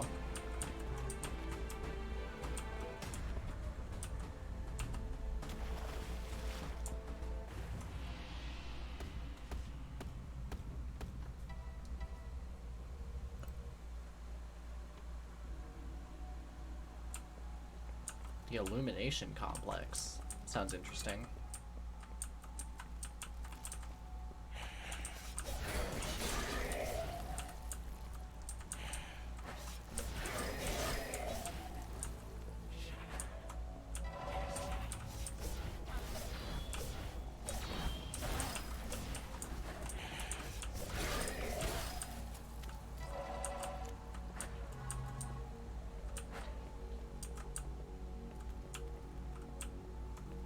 I like all these lattice textures. They're very cool.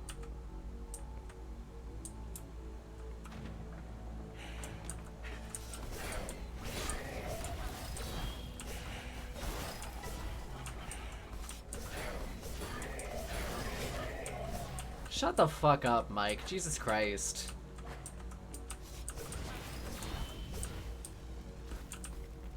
I'm trying to run a stream here.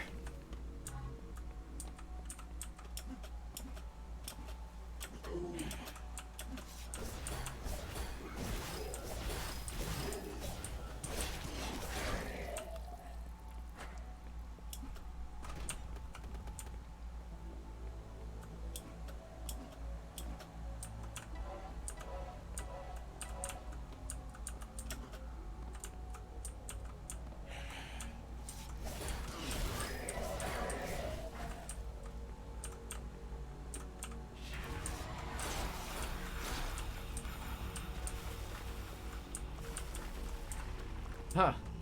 Wasn't expecting that.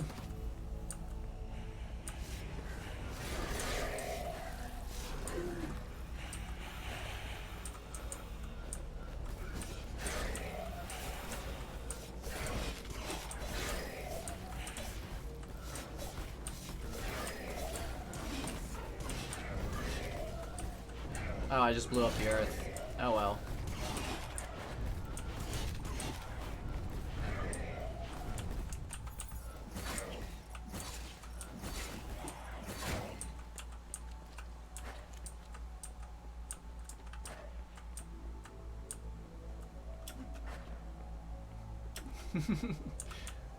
Oh yeah, I was playing Fall Guys with Wolf a little bit ago, like an hour ago. Shit, no, it's almost 4. Oh, Jesus Christ, I've been at this for almost 2 hours. Fuck.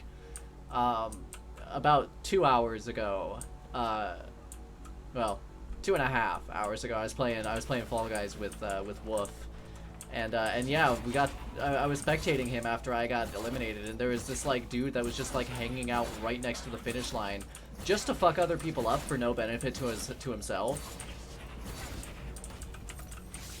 I don't know exactly how these guys' shields work. It's a little bit vexing.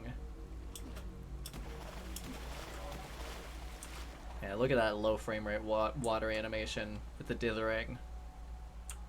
That's old school.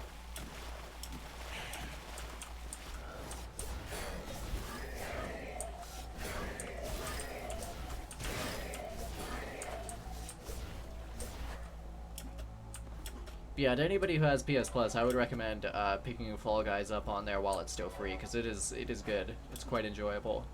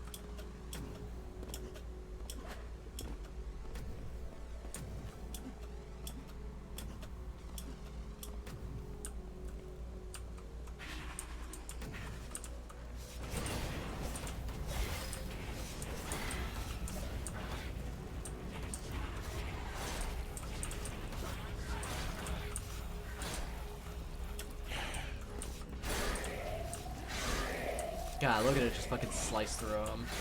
Like butter.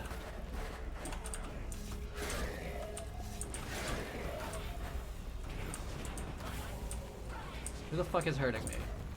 You!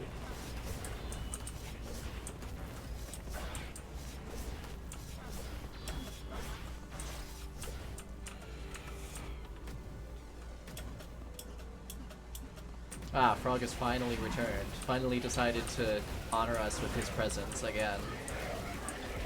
Oh, shit. I don't even know how I died so quick. Shit does damage really fast in this game. Like you do, but so do all the enemies.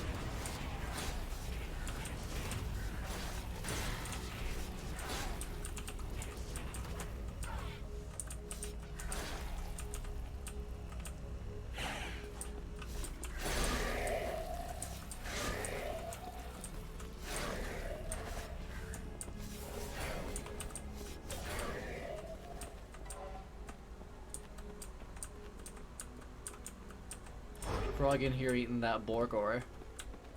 Good to hear.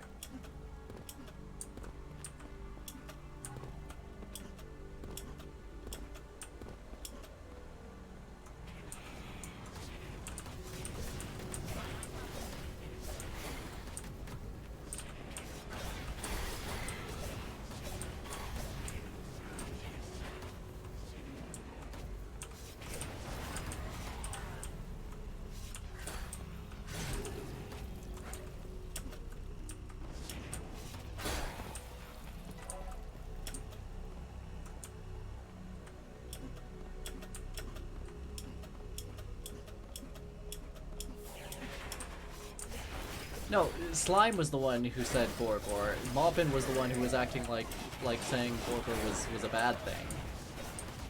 Like saying Borgor meant you don't actually know what a burger is. God, that shit's so fucking funny.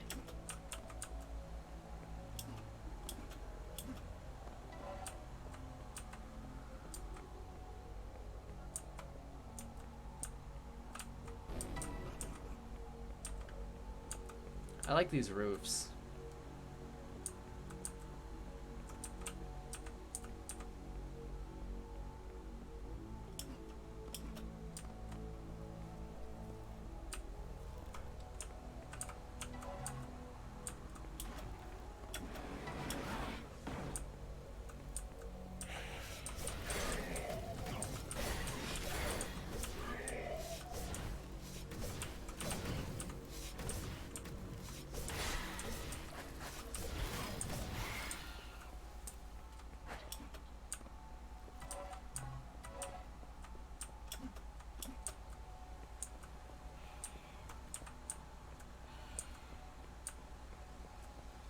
I mean, everything is pixels in this game. It's a lot of pixel art textures and whatnot.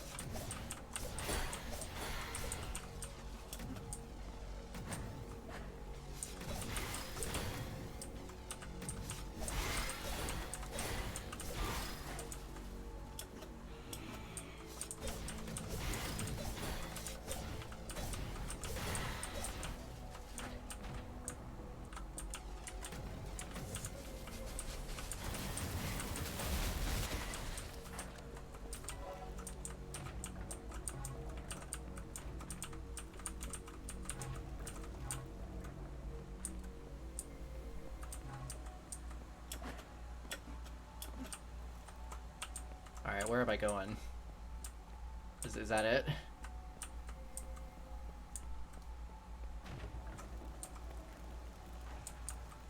Oh! There's a small hole.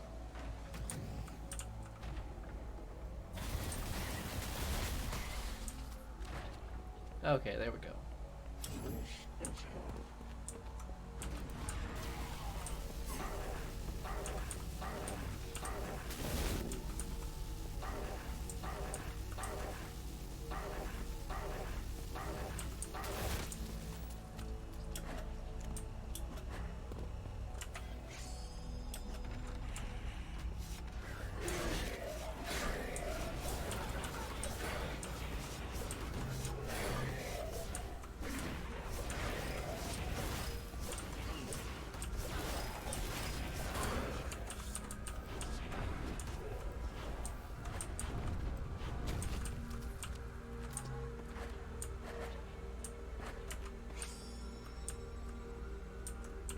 Alright, where's some health? I could use it.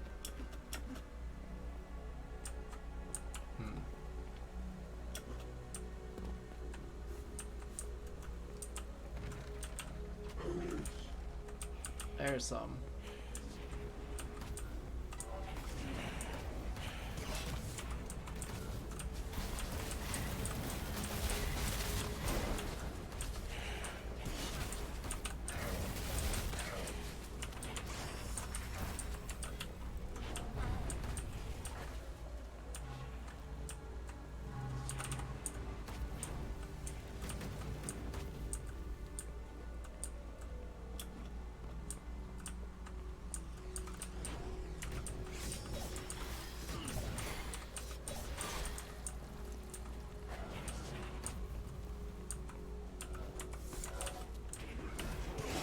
Yeah, fuck off.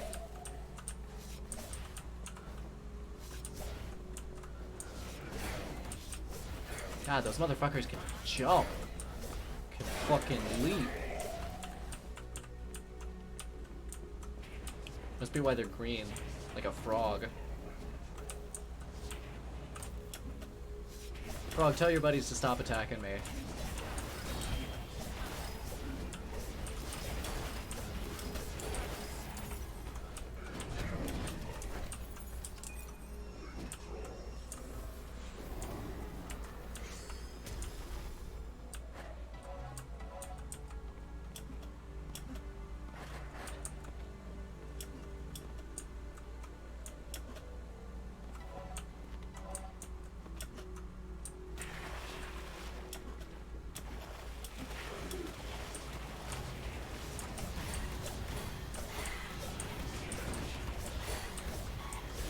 I think I went to A&W once and all I got was like fried cheese curds or something. And it wasn't bad, but it made me feel disgusting for eating it. You know, like one of those things where it's just like, God, what is this thing I'm eating? Like I enjoy it, it's good, but Jesus Christ, where did we go wrong as a species?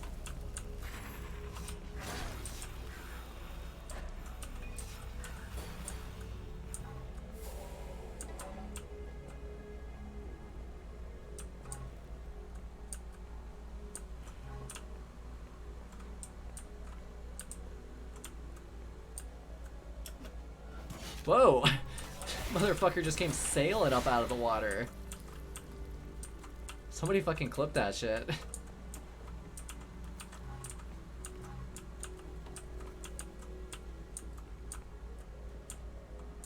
Also, where do I need to fucking take this silver key to? Whoa!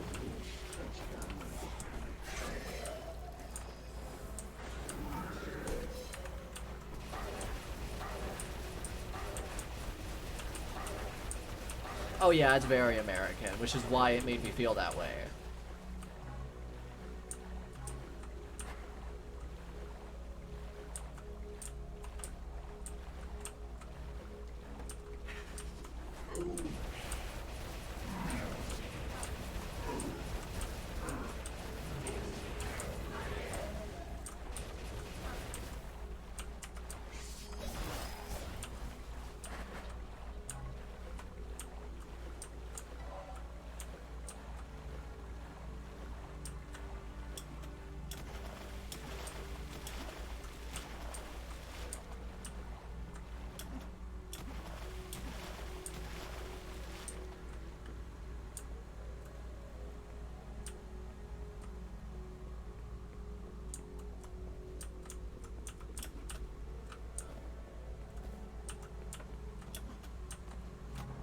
Duh!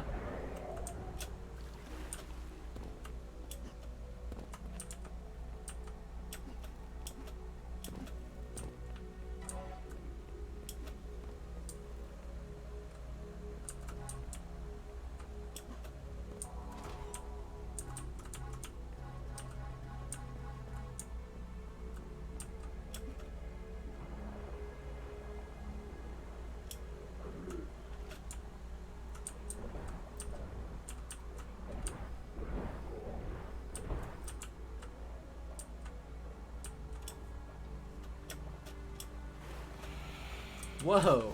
Hello.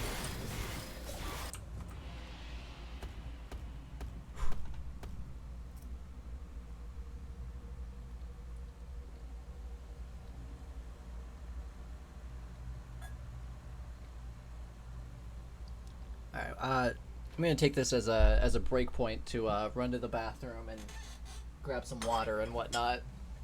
So I will be right back, and in the meantime, I actually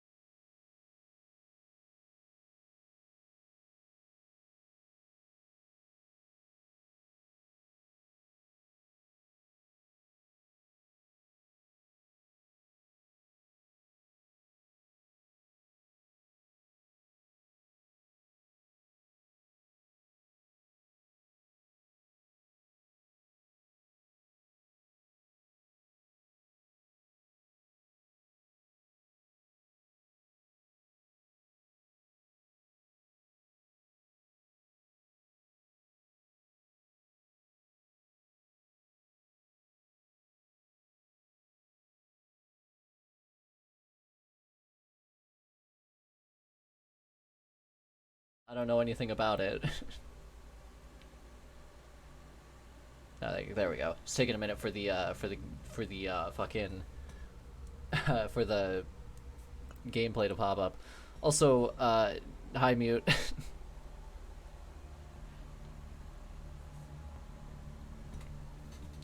see.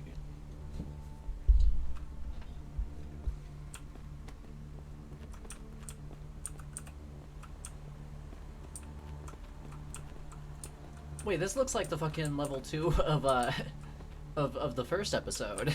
It really is going for like a fucking mirror thing.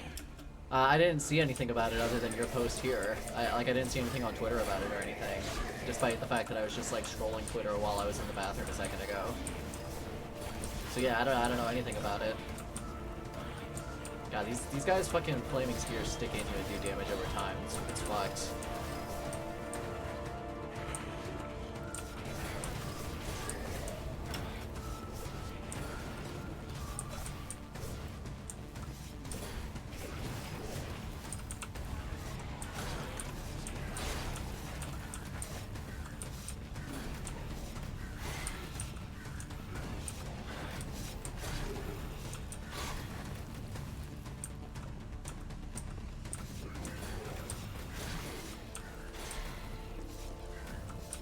I guess after the stream I'll like go back and like scroll your feed for a bit and see if I can find it.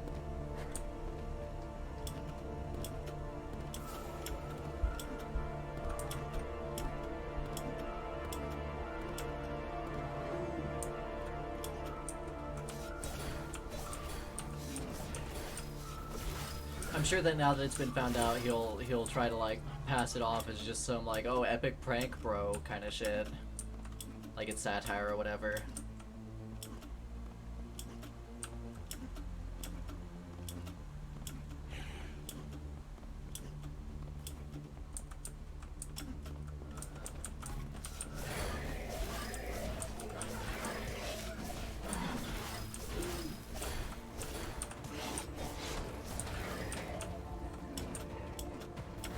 The thing is, like, an Antifa recruitment site is the kind of shit where it's like, if you...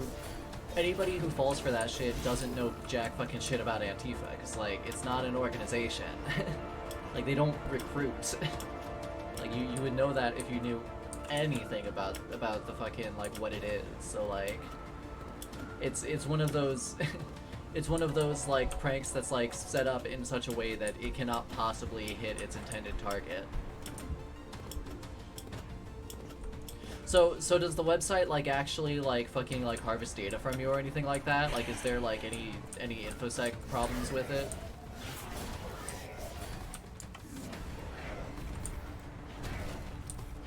Okay, that's fucked then. That is not fucking kosher. Jesus.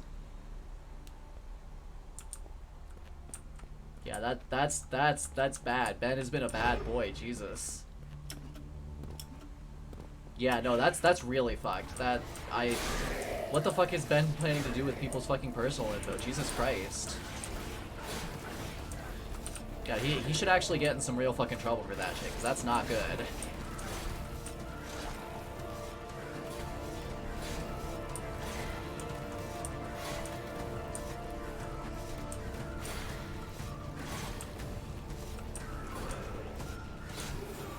That makes me really wonder what his plan was though, like what he was gonna do with it. Maybe he was just like trying to compile a list to like report to the feds or some shit. Since fucking a couple months ago Trump like decided that Antifa is a terrorist organization now. Like maybe that's what it was. Maybe it was just a honeypot to fucking like get people arrested. Man, fuck Ben Shapiro.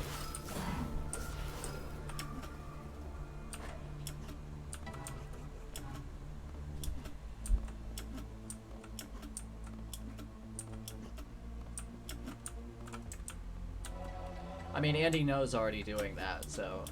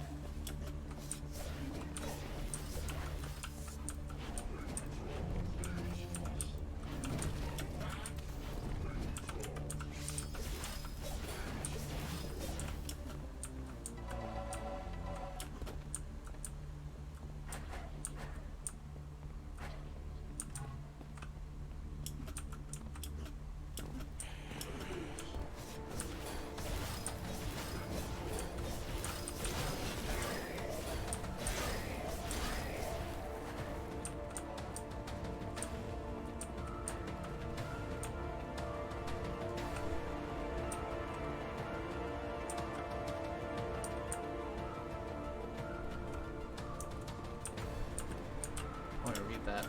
Let me read it. Oh, okay, I can read it from down here.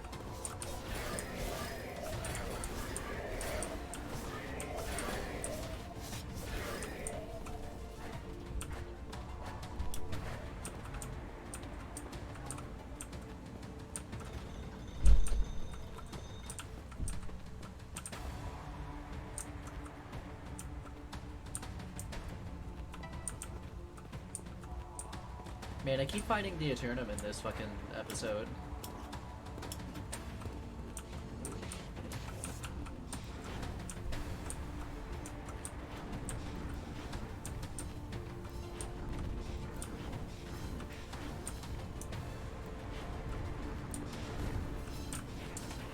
I should probably use it.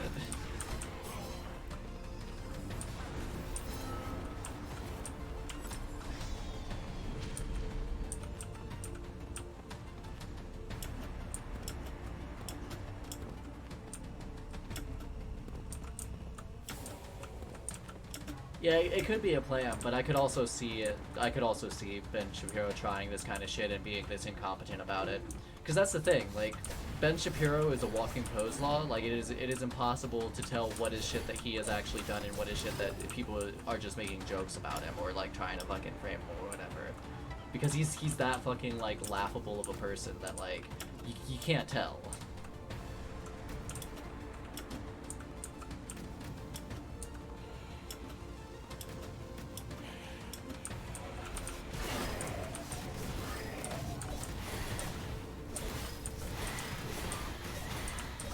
I mean, remember, this is the guy who built his career by going to colleges with, like, prepared talking points and then debating random fucking 18-year-olds in a situation where he had control over, like, who talks when and who gets the mic. Like, this is the guy we're talking about here. Somebody who regimented his life for years around fucking just going out of his way to set up a situation in which he can easily embarrass a teenager.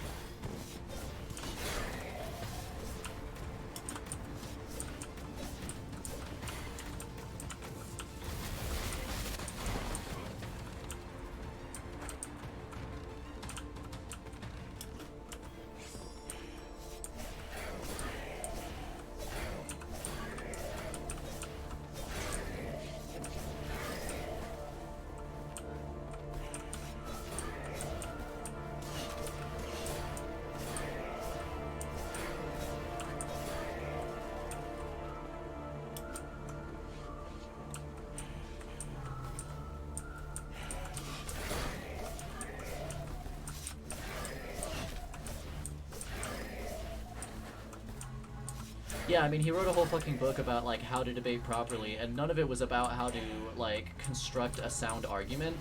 It was about how to construct an argument that sounds convincing. Like, it was about, like his advice was literally, like, control the fucking, like, you know, engineer a situation in which you control, the premise of the debate, and, like, in which you are setting the pacing on, like, when topics are reached and whatnot. Like, it's none of it is about how to, like, perform logic and how to, like, actually reach a strong conclusion which will be hard to argue against. It's about how to make yourself sound convincing whether you're right or not.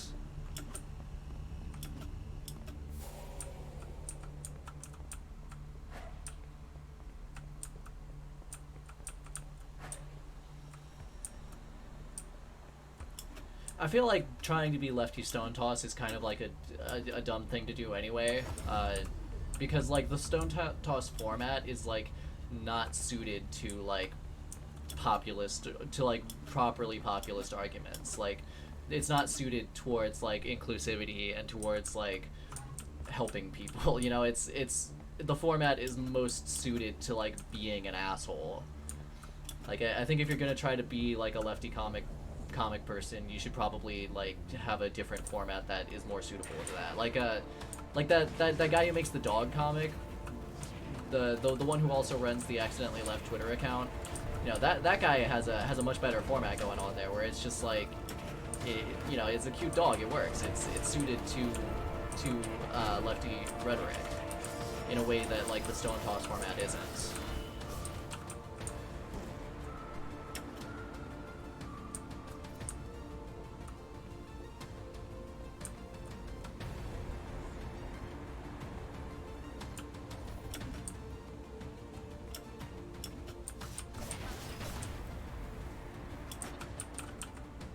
Also, boy, I really do be needing some health here, though.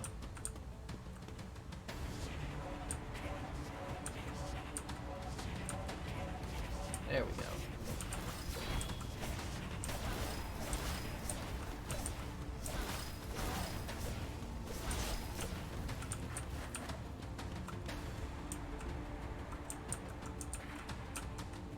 Oh yeah, the one where when he does them about leftism, he calls them hardcore political comics. Those ones are good. Or wait, no, that one's a cat. I might be thinking of someone else.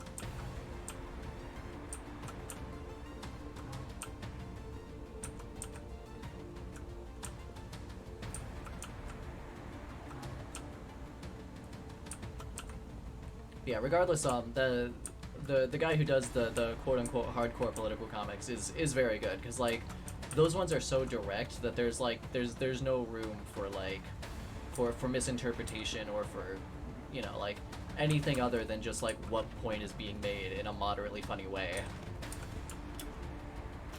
The one that I'm thinking of, the first one that I saw was like back in March or so, where the cat is like, oh, we should really like change the system so that it'll help everyone. And then the politician replies, what about small incremental changes that only help the rich? Would you settle for that? And the cat goes, probably not. And it's just like like a, you know, just like a little quick little punchline that's just, you know, there's no like, you know, there's very little to it, and it's just very direct, and immediately, you know, there's just like, ah, sensible chuckle. I might also be misremembering the animal, but I think it was a cat.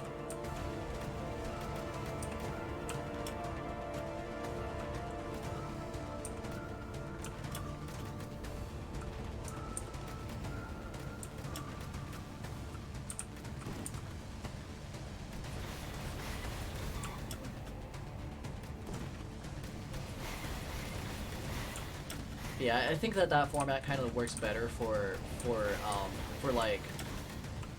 like really making a political statement than Stone Toss does, because the thing about Stone Toss is smarmy as fuck because he's trying to be crypto.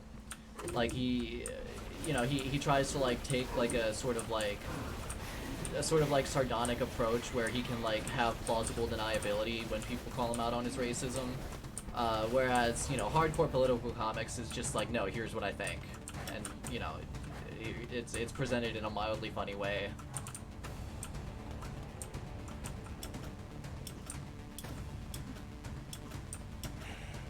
Yeah, I think that's kind of the biggest thing about the Stone Toss format that like makes it not suited to like to anything other than crypto fast shit, is because like the format is designed specifically to be crypto. Like Stone Toss knows that his views are fucked up and that people wouldn't accept them if he just came out and said them. So he has to like he has to fucking hide them behind like 6 layers of irony.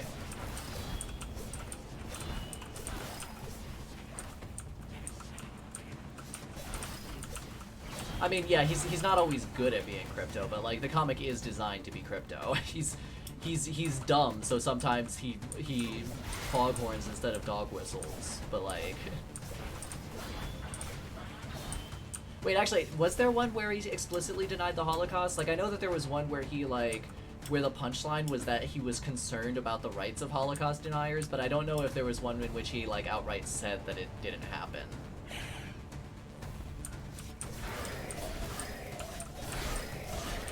But either way, you know, getting really conspicuously upset about the fact that Holocaust denialism is not an accepted thing in society is like, again, more of a foghorn than a dog whistle.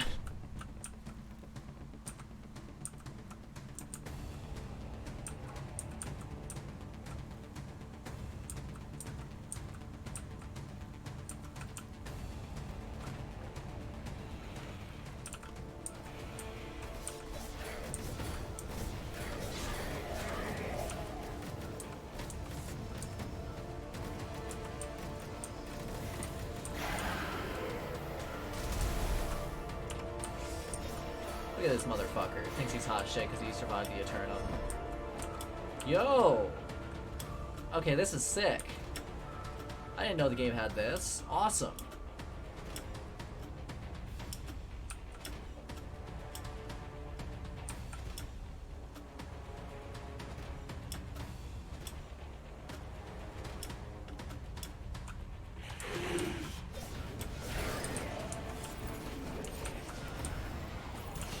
Oh, fuck, I don't have enough ammo for the Eternum. Shit. Ugh.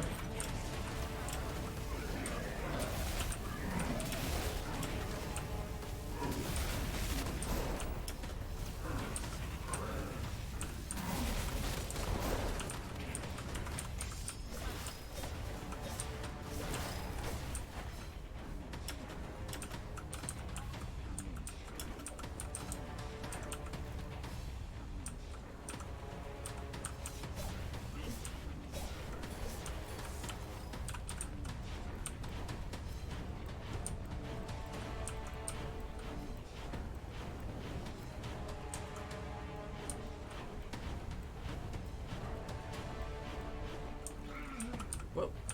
Shit, I fucking stepped in the fire.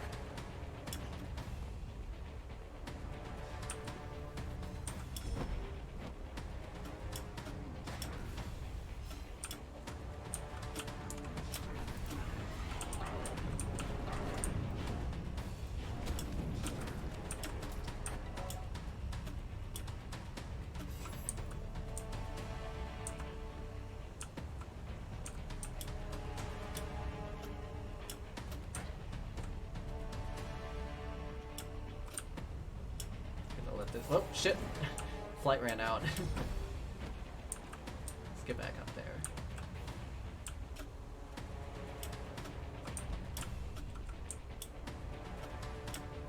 I mean, yeah, he is often, like, blatantly racist, you know, and sexist and homophobic and whatnot, but, like, usually in that way where it's just like, oh, it's just a joke. Don't be so oversensitive, you know, that kind of bullshit.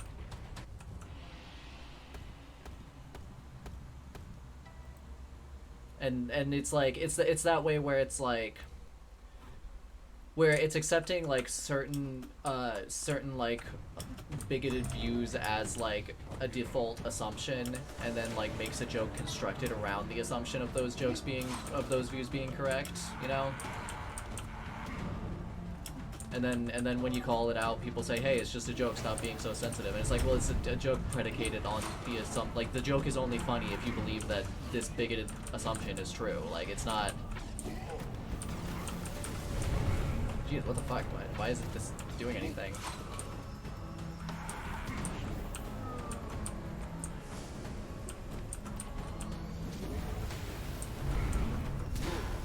shit.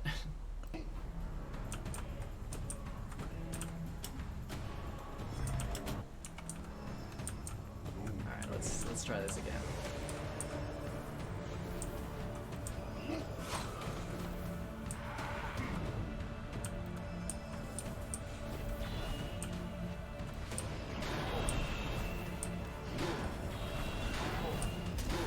Ah, fuck.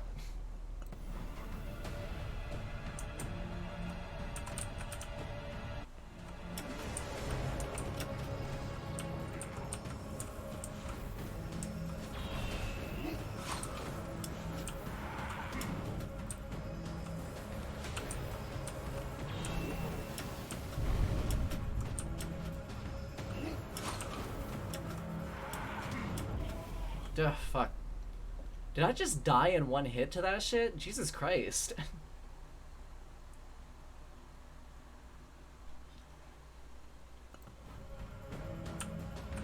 Man, it's just going on everywhere, huh? Like everybody's focusing really hard on all the shit going down in America, but like, I know that yeah, there's that shit going on now in Belarus. There's, I think in Lebanon there was some shit with like people overtaking like government buildings or something like that. Wild times.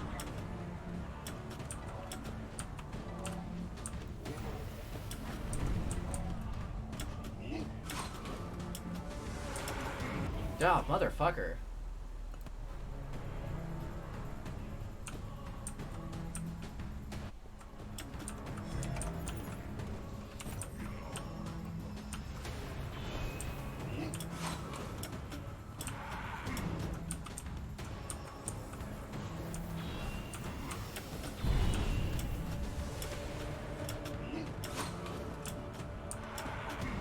Yeah, fuck.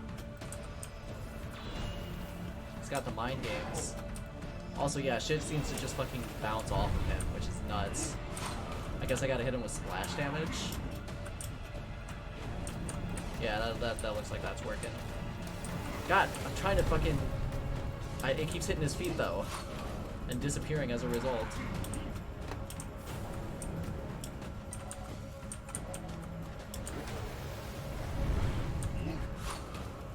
Although it looks like something is spawning in souls for me, so that's cool.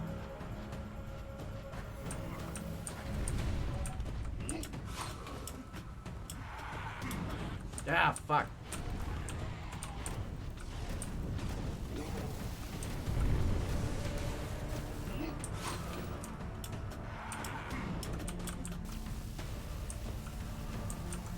Okay, well that's actually doing proper damage, so that's good.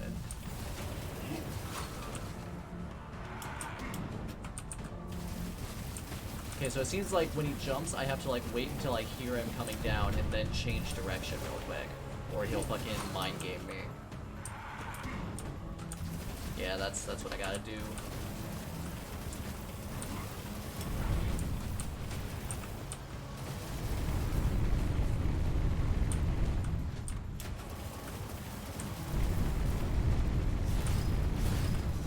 Oh yeah, I think I saw like some fucking take on Twitter the other day saying that like the French should take control of Lebanon again. I was like, yo, what the fuck? Like literally, imperialism is good actually showing up as a take on my feed. Wild shit.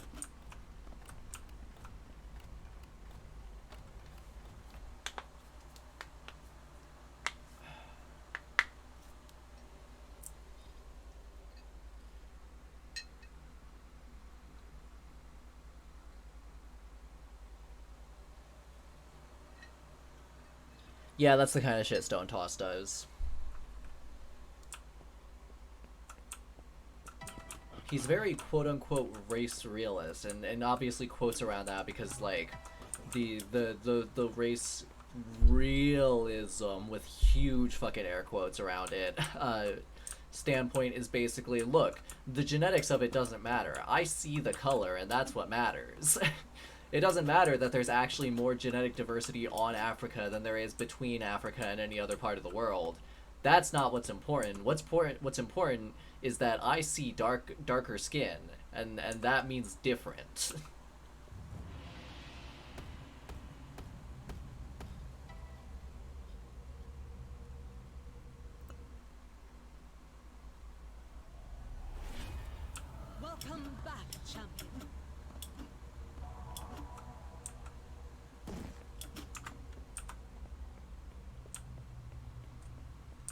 Oh, I think Sacred Path is what I played as episode 3 before. Let's head there. Yeah.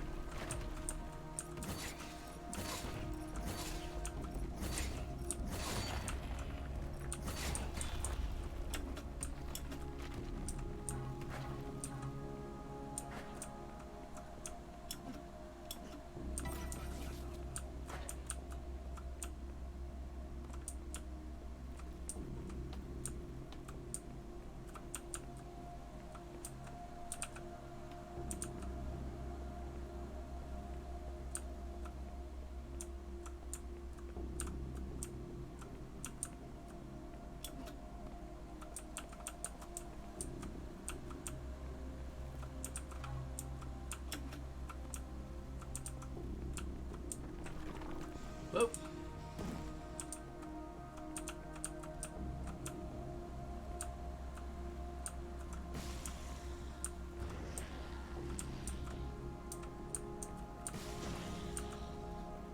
Ah, well, something just got overkilled.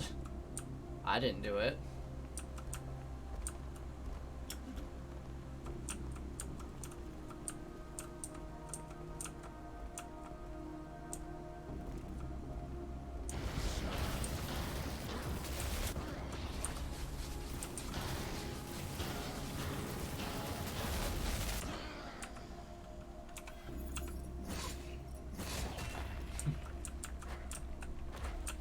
Gave him a crystal dig. Ah, fuck. First person platforming is hard.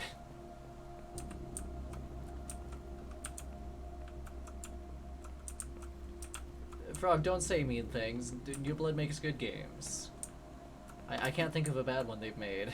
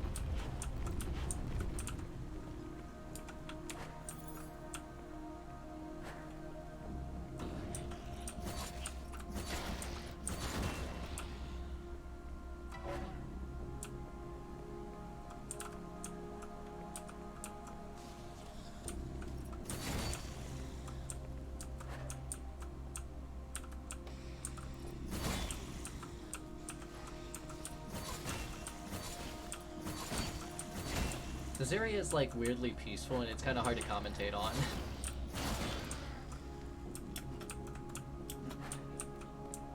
It's just kind of serene.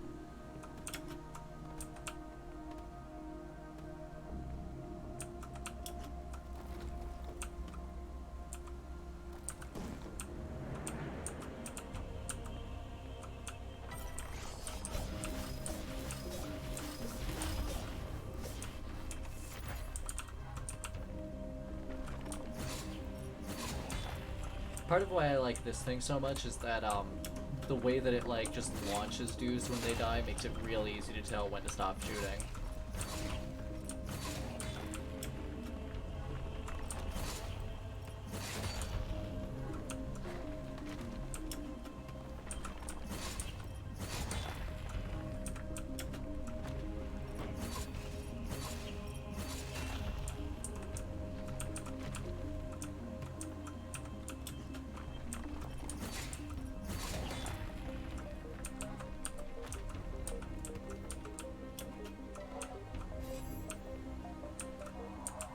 Yeah, it's also kind of like the that one gun in Painkiller that just like shoots like tree branches basically, and it pins enemies to walls like this does.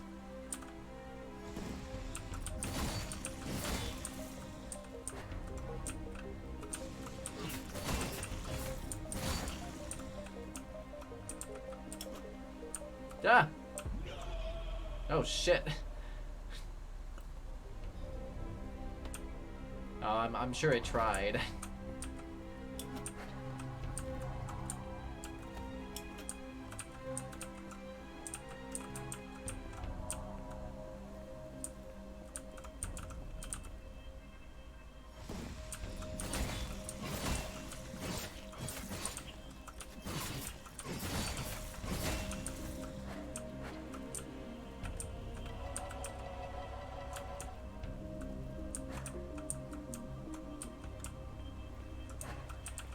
Yeah, I've kind of like taken like a glance out of the corner of my eye towards American Horror Story, and it doesn't look very good.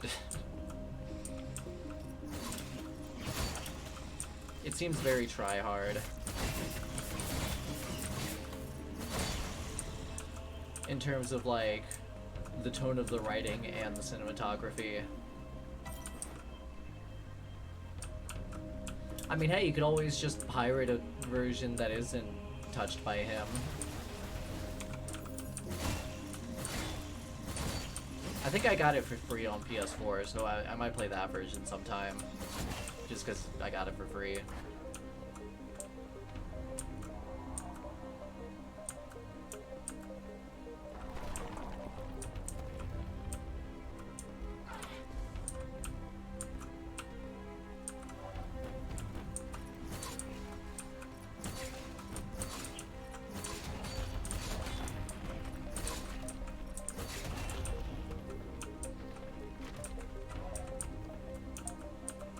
I mean, I already got that from, I already got the Wonders of Polish Gaming from Painkiller and, Vanishing of Ethan Carter.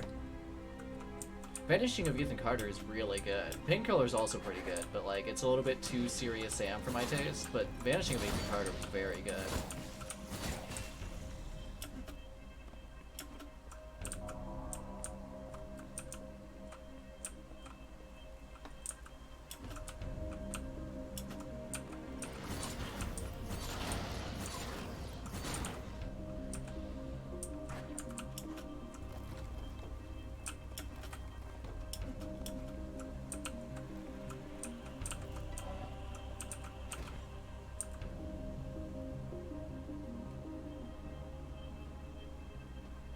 Yeah, that looks cool.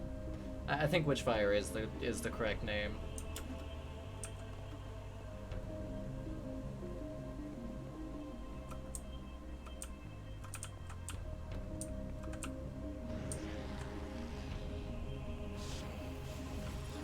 Yeah, fuck.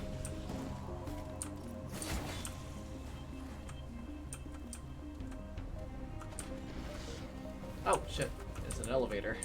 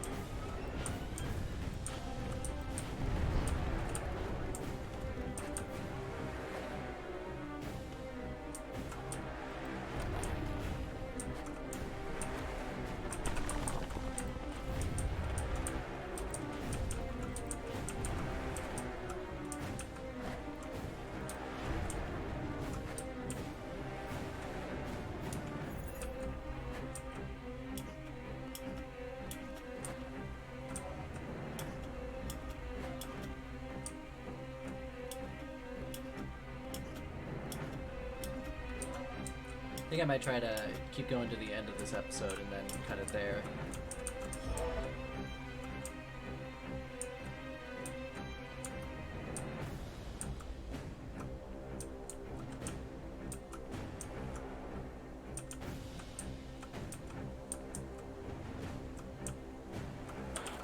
Oh, shit.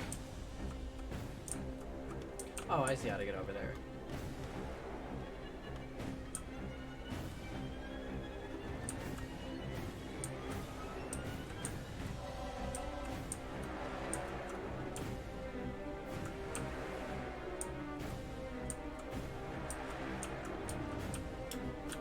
Yeah, there we go.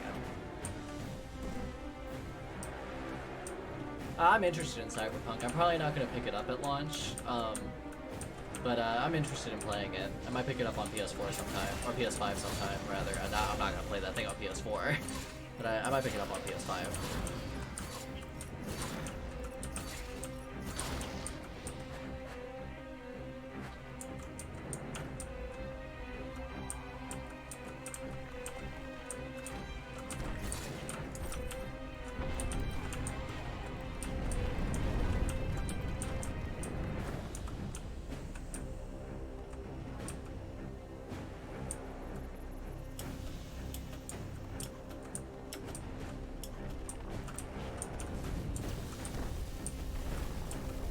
Oh, you mean the tabletop system it was like based on?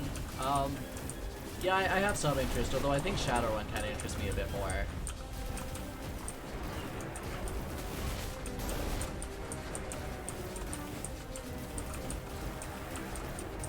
The thing is, it's really hard to like find time for tabletop stuff since that usually requires like multiple people and whatnot, plus setup and whatnot.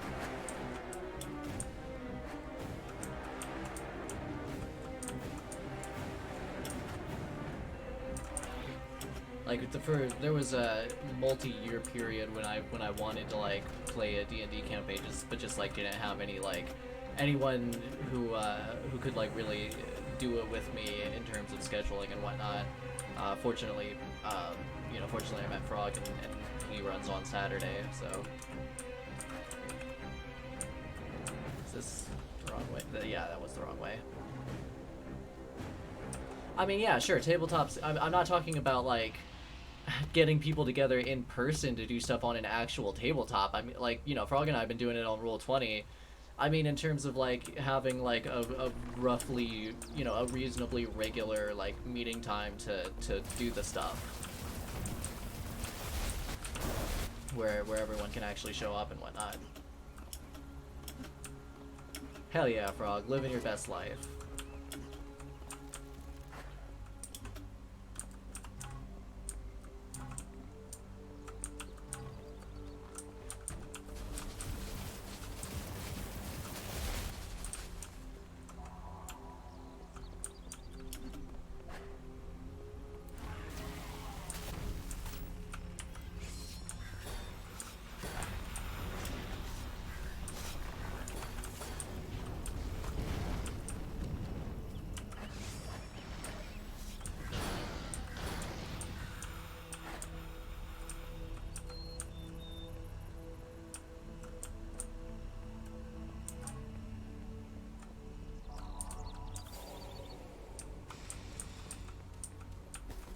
Those are the Shadowrun Return ones, right?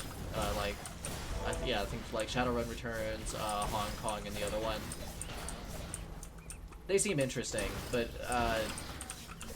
I always run into a problem with a lot of Western RPGs of being like, yeah, this is like a cool thing, and like I respect what has been done here, but like they don't usually jive with how I play games, generally speaking. I mean, I pretty often like give one a shot anyway because I really want to like them, but I often don't. I think the one exception has been Disco Elysium, which I need to finish, but I've really enjoyed what I played of that, and that's just because like that one is just pure story role playing at all times, whereas like the way that a lot of Western RPGs are developed is like, all right, now learn these fucking systems, bitch. And it's like, well, I don't really want to learn these systems. Like, I want to just play the game. Like, I kind of had to force myself through Fallout 1, even though that's a great game, just because, like, learn systems.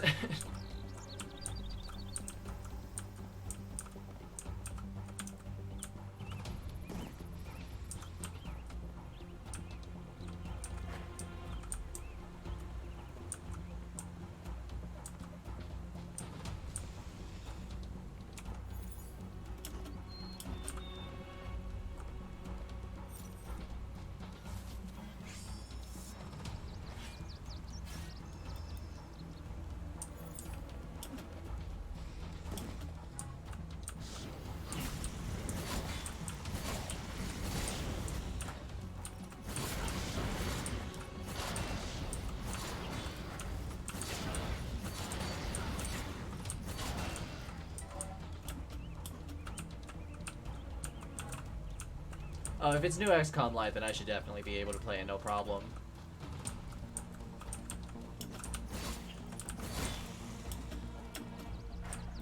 I think I might have one or more of those on Steam, but I'm not 100% sure.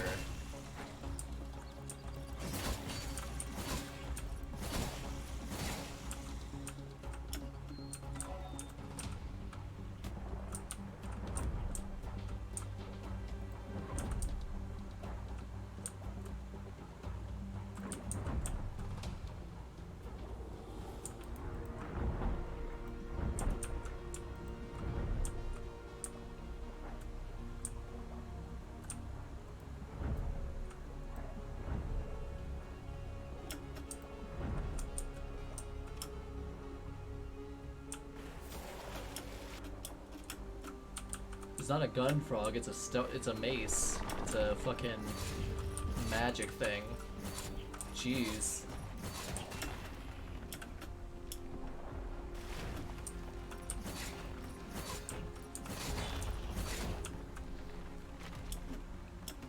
No, I like the Needler as is. I like how it how the bits stick in enemies and then pop. Especially when I like unload an entire clip into into an elite and they just stop existing. And there's like that period of time where like they've been stuck with all the crystals, but like they can't, you know, it hasn't blown up yet, but they know it's coming and there's nothing they can do about it, and they just start running. Sometimes they'll run towards you and try to take you down in the explosion, which is neat.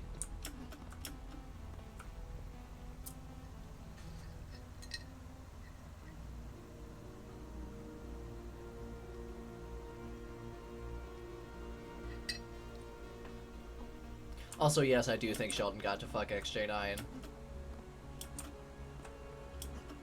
Sheldon's the taller one, right? I didn't... Oh, wait, no. Sheldon was like that nerd guy, wasn't he? No, I don't think he did. It's been a long time since I've watched My Life as a Teenage Robot. I thought you were talking about the red hair guy, who I definitely think fucked her. Anyway, where do I need to be going? I guess there's a key somewhere I need to get. I can't seem to go through there yet.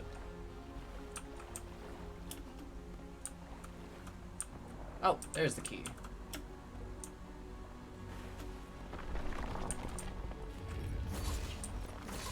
Didn't Sheldon, like, stalk her and shit? Again, it's been a while since I watched this show, but I seem to remember him, like, doing some fucked up shit involving trying to get with her.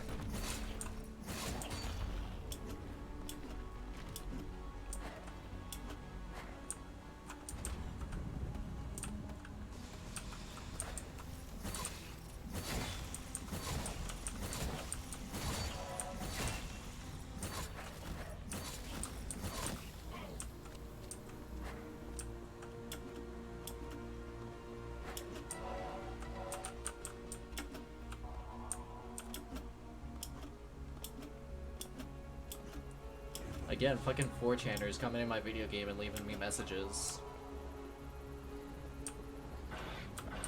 Whoa, hello.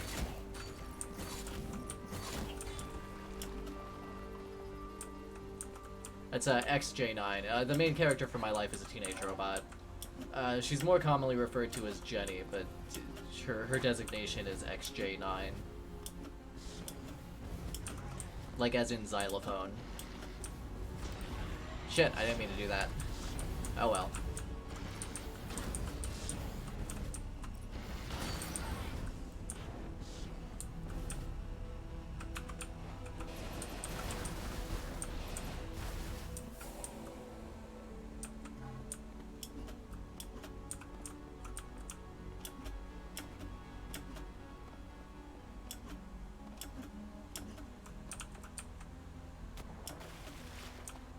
Yeah, it's pretty good. There's a pretty strong case to be made that that Jenny is supposed to be like an allegory for trans people. Which I need to like go back and rewatch the show to see exactly how strong that case is. But disregarding that, it's a good entertaining show. How am I supposed to get on this thing?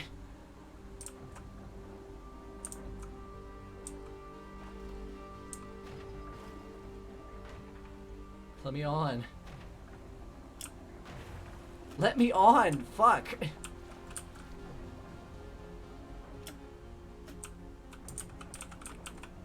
Okay, good. Wonderful. Ah. How do I get on? There we go.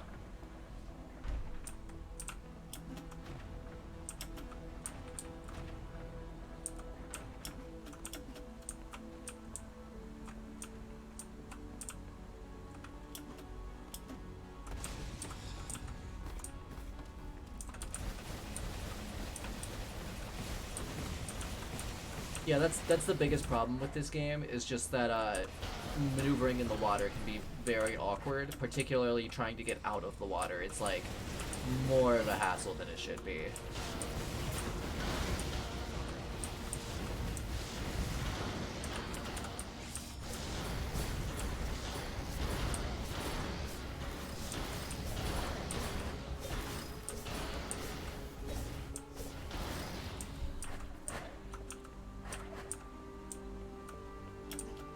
Yes, we've all heard of Gurren Lagann, Frog.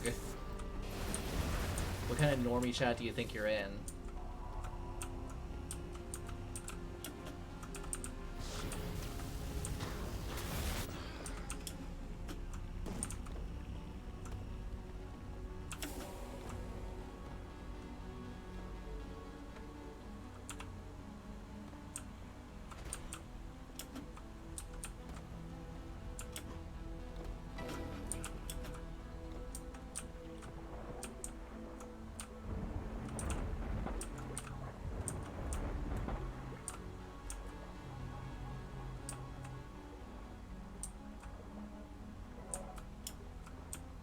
Fillmore was that like it was ABC One Saturday Morning, right? The black kid with like the who looked really cool. Like I think he had sunglasses on, and he looked like a fucking secret agent guy, kind of. I think I remember that one. There are a hell of a lot of Western cartoons that I have extremely vague memories of. Like, y'all remember the fucking, the Buzz on Maggie, or whatever it was called? The one with the flies? That shit was weird. That shit was fucking weird. Remember fucking, As Told by Ginger, where her mouth was on her chin?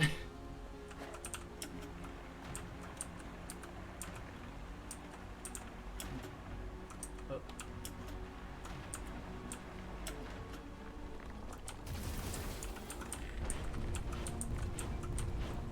Yeah, that was what it was. You couldn't like really see his eyes, but yeah, it looked cool. I don't know if I ever actually I think I might have watched like a couple episodes of that show, but I don't think I ever like watched it. But I remember thinking like, man, this guy looks fucking cool.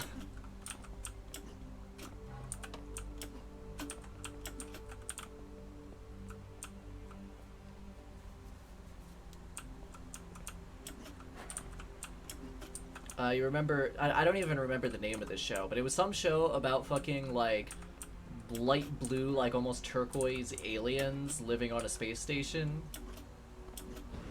I don't remember like anything about it, but I remember that it was light blue aliens, like really light blue.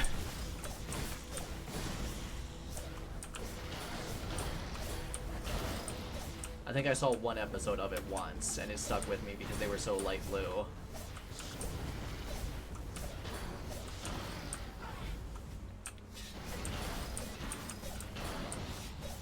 God, fuck you for bringing up Butt Ugly Martians. I like, Butt Ugly Martians like popped into my head and I said, no, I'm not going to mention Butt Ugly Martians because fuck Butt Ugly Martians. Fuck that show.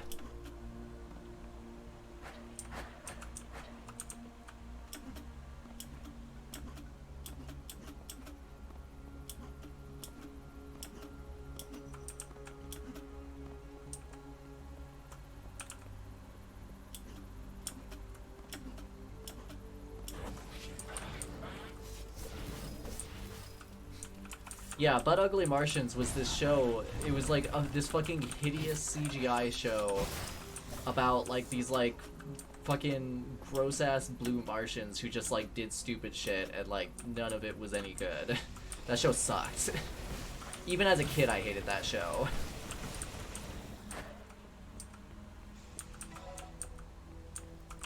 Like fucking here, you know what? I'm gonna pull this shit up because you 1 sec, let me cause y'all need to fucking see this shit.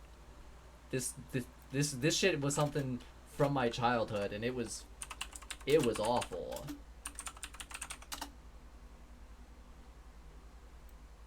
Look at this shit. Look at that. This is what was shown to children in my time. God. Oh god, it's all coming back. God.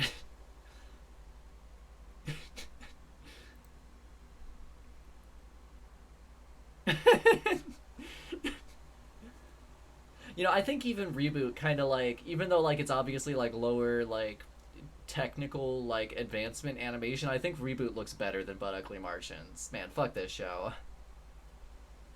Look at her arms. Look at the way her arms scrunch up around the elbows. Like, Jesus Christ. Oh yeah, and the toys were also terrible. Look at that shit.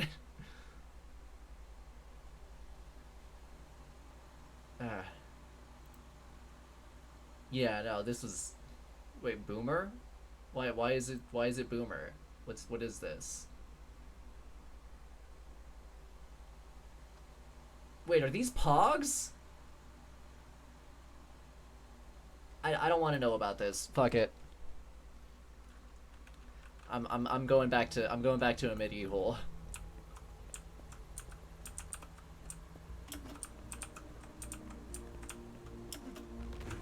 Oh.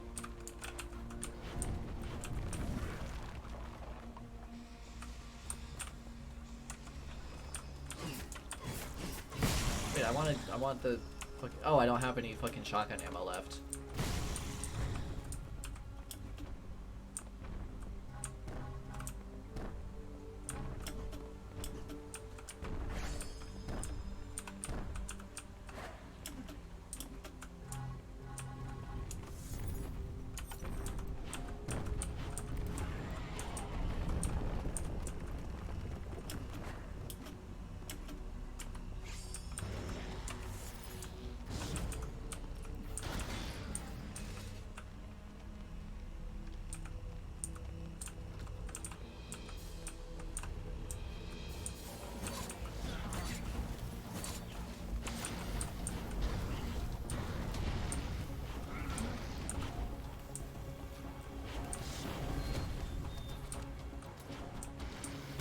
Ah, fuck. Yeah, have a good night at work.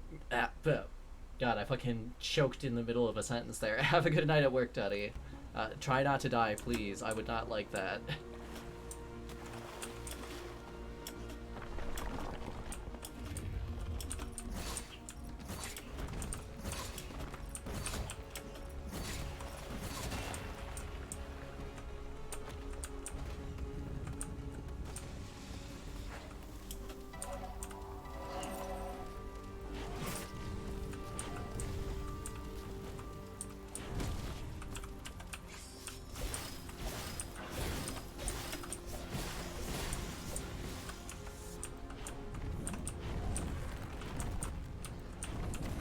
Oh, shit.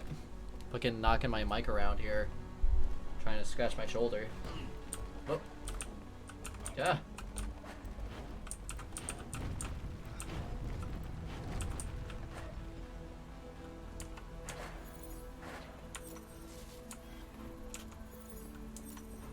I like watching the planet grow and shrink as you take out the rocket launcher and put it away. Anyway.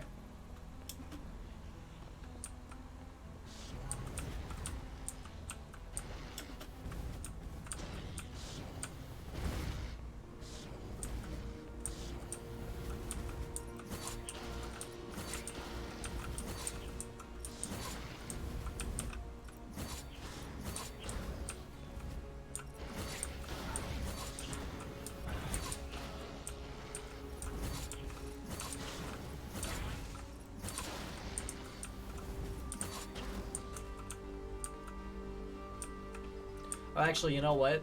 Since I pulled up But Ugly Martians, let me also pull up that other thing I mentioned. I was told by Ginger, where her mouth is on her chin.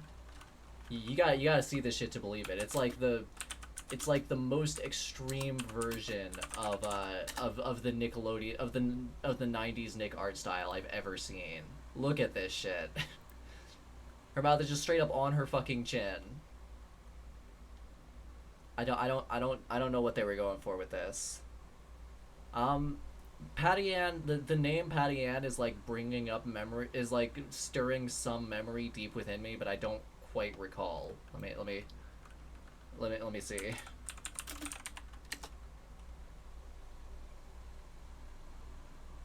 I don't think this is what Mike was talking about.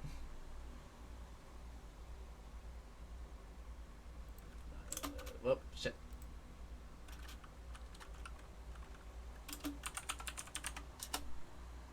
Pepper Ann. Let's try that. Although that sounds less familiar than Patty at it. Oh, I've seen this. Okay, I've seen her. Okay, this is actually a good design. This isn't bad.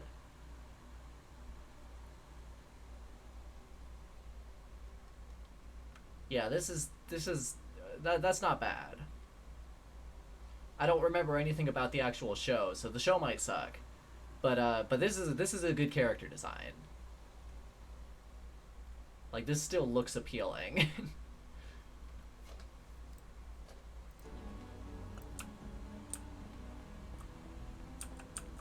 Because that's the thing with the '90s Nick aesthetic or the '90s cartoon Western cartoon aesthetic is like some of it still looks pretty good, and then some of it is like, wait, why was this ever acceptable?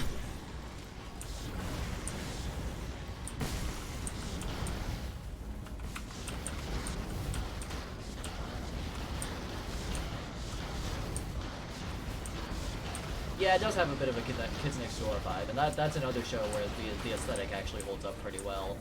And I don't remember like almost any of the writing, but what I do recall seems like it also holds up well. It seems charming.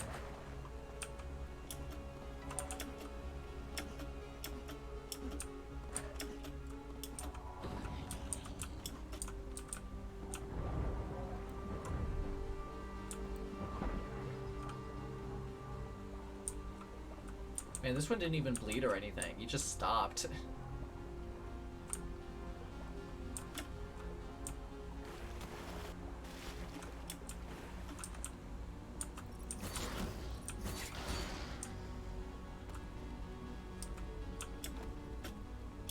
Shit, messed up my timing.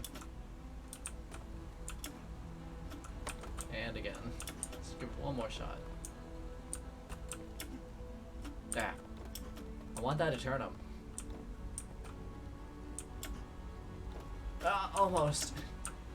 Man, I did it on the first try last time. Ah.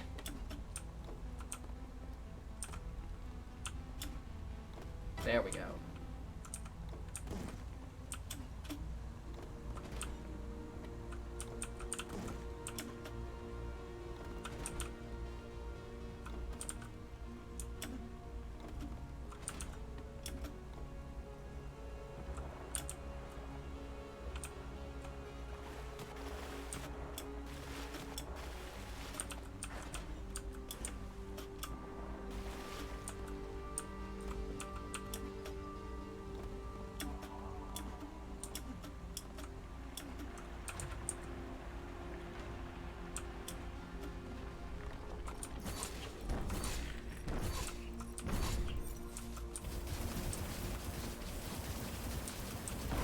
Whoa.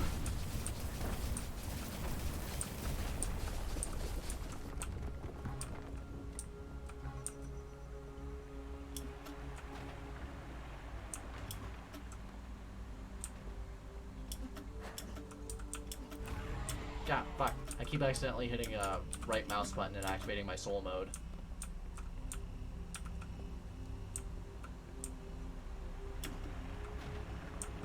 See, I wouldn't even say that that's like a thing of like not aging well. Like that's just kid oriented stuff, you know. Like there's stuff like that still gets made.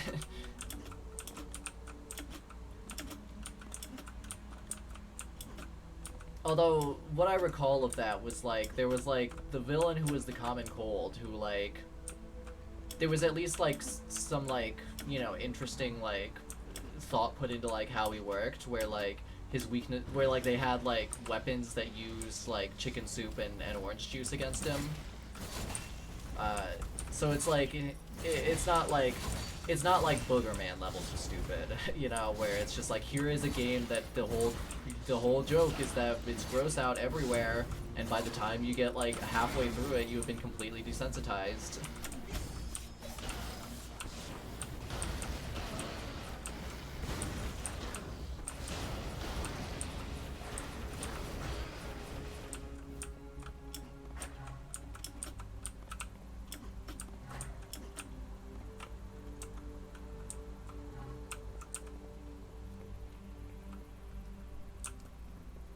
Yo, I need to watch that movie again. It's been years since I saw Osmosis Jones, but I remember it being good.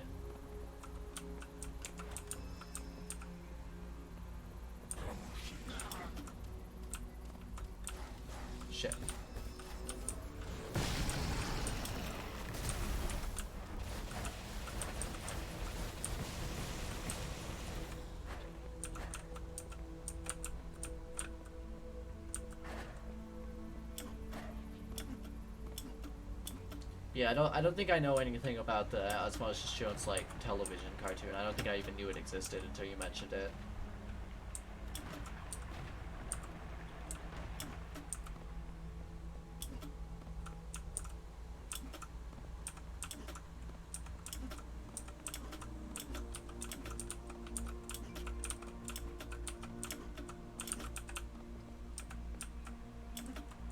I know in one of the Kids Next Door movies, like there was a whole thing where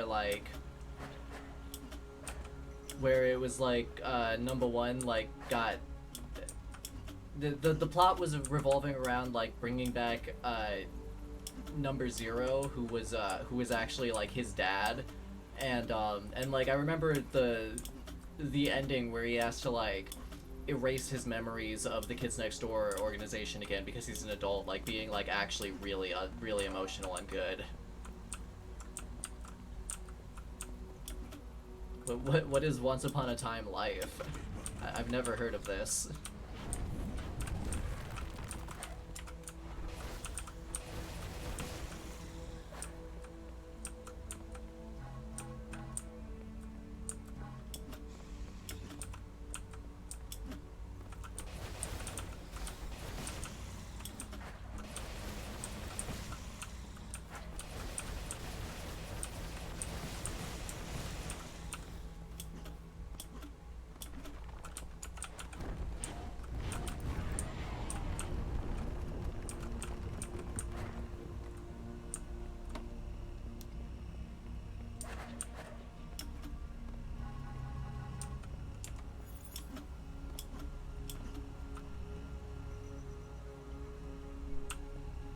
I think I've only ever seen one, or no, I've seen two French cartoons. One is Watfu, which is pretty good, and the other one was, what was it called? I think it was My Life as Zucchini, where it's about, like, this, kid who, like, who, this kid who's I think his mom died and he got put into like a foster home with like a bunch of other kids who had been like abused by their parents and stuff, and it was a really sweet movie. It was very good. The English dub has this one of the main characters voiced by Nick Offerman, and he does a really good job.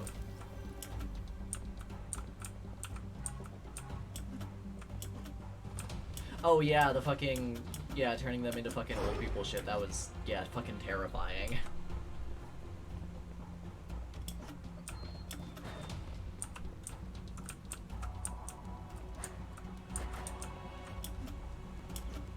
Man, I fucking need to watch Osmosis Jones again because I'm thinking back on that movie and like how fucking cool the villain was and shit. That movie's awesome. And I guess I gotta check out the TV series now.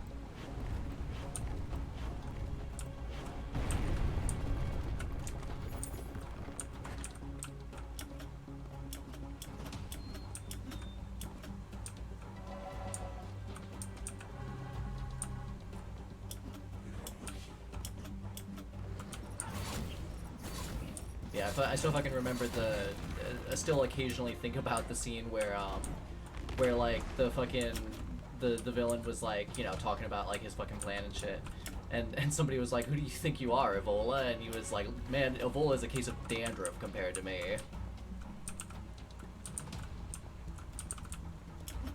Oh, that sounds great.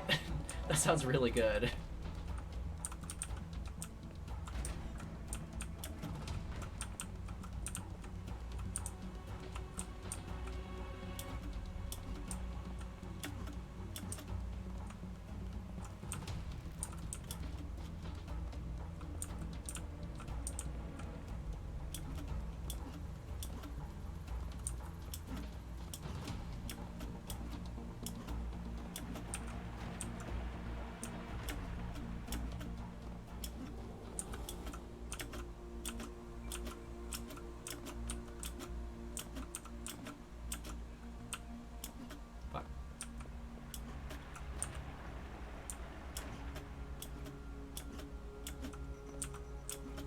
Yeah, I do get lost in this level. It's confusing.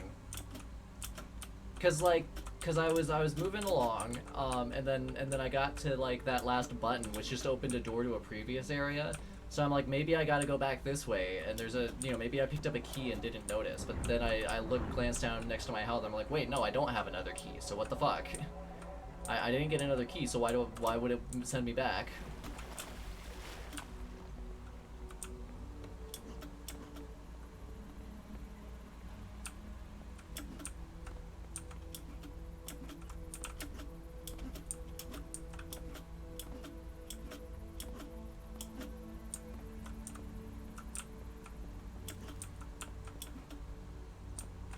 I've never fucked with cigarettes, but I have been known to smoke the weed on occasion, but not like heavily, like not often. Like I occasionally get a little high on weekends. That's about it. Oh, I see. I gotta go down here. All right.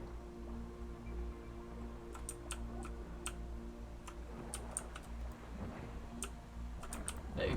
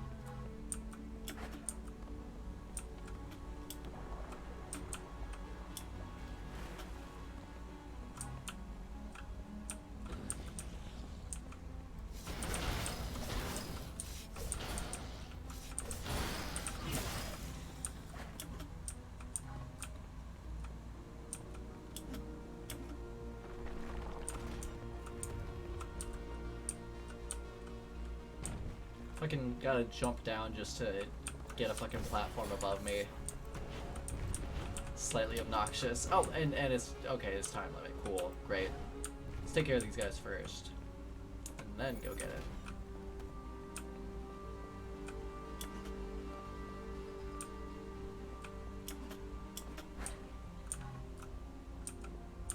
Oh, okay. I gotta do both.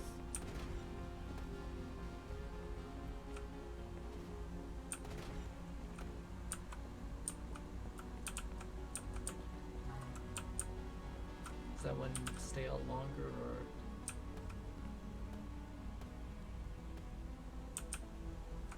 It might be a good idea to do that one first, and then that one.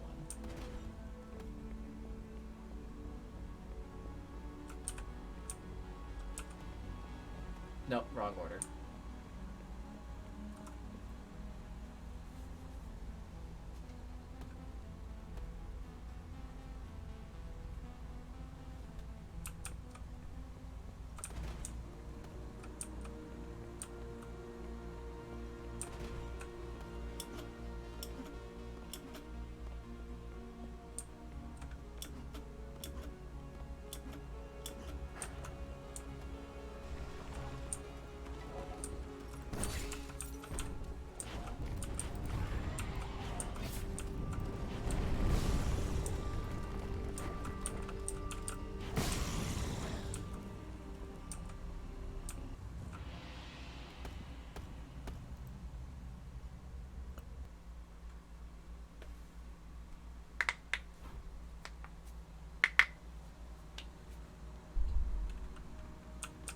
I don't think I'm really familiar with I'm thinking of ending things at all.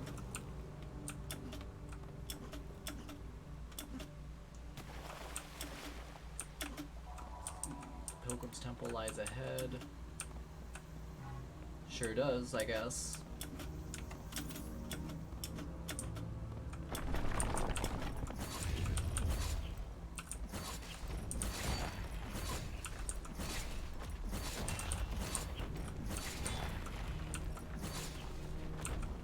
I mean, yeah, it's it is a thought that I have had, but I don't think I'm familiar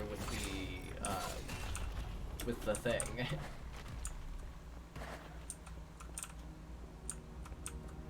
Charlie Kaufman. What else did Charlie Kaufman do? Because the name sounds familiar.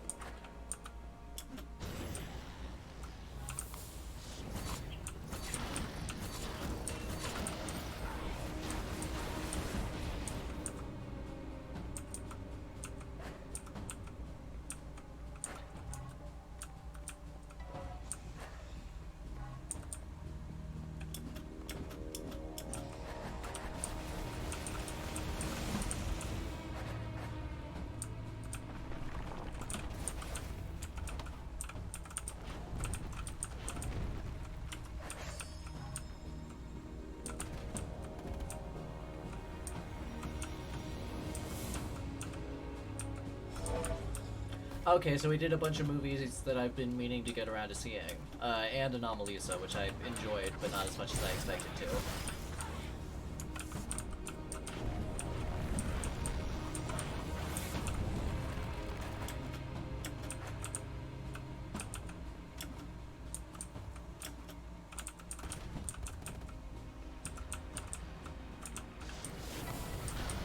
Yeah, because I've heard good things about like almost all of those movies. I just haven't gotten around to most of them.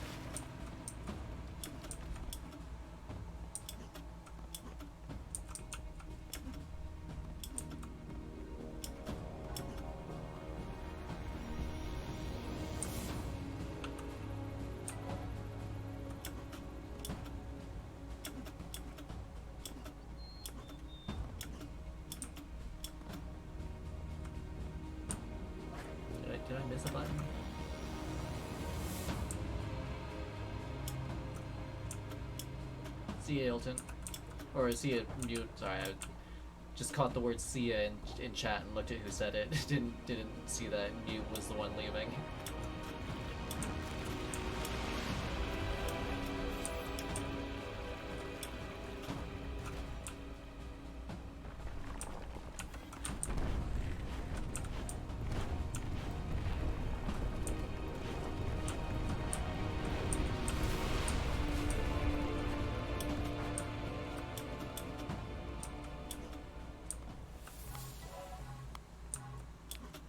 But then I'll see you later as well.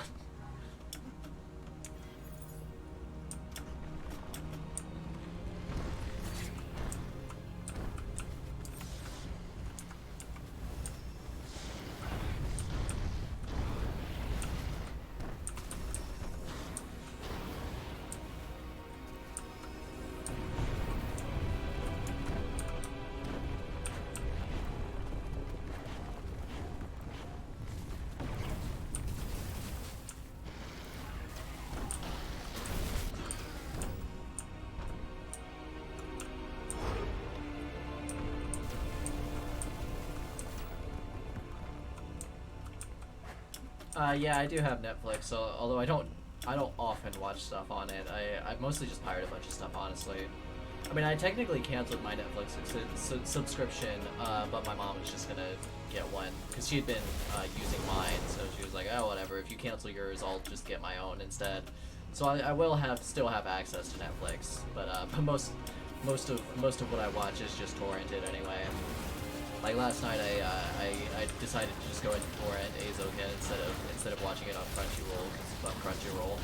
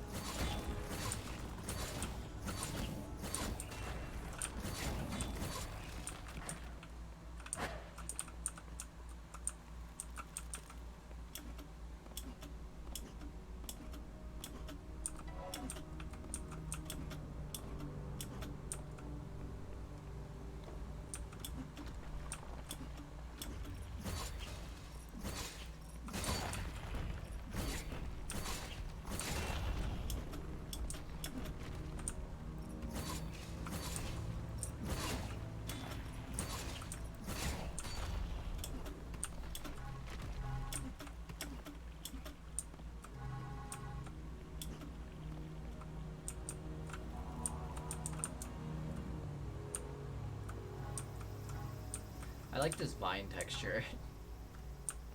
It's got a charm to it.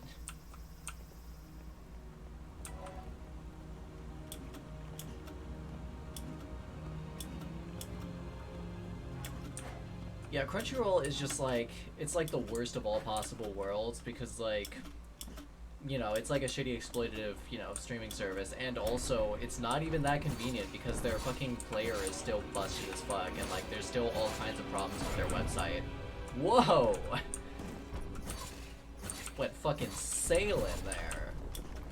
But like, yeah, it's like, you know, with Netflix, like you're at least you're genuinely getting convenience. They have a well-made website that makes it convenient to find things, and fucking like, you can just load up a thing and assume that the player is not going to fuck up. And that's just not the case with Crunchyroll. Crunchyroll is shitty.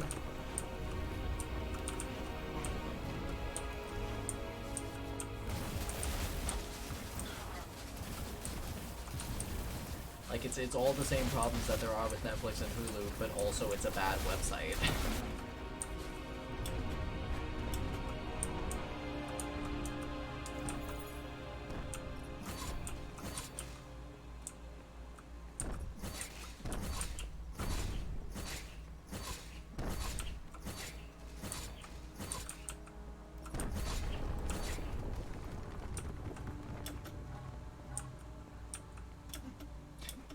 Yeah, no, I mean, anybody who genuinely thinks that their $5 a month Crunchyroll subscription is meaningfully supporting the anime industry is just they're just fucking they're fooling themselves, you know? They're just absolutely, you know, just trying to stroke their own fucking like sense of guilt about fucking consuming entertainment under capitalism.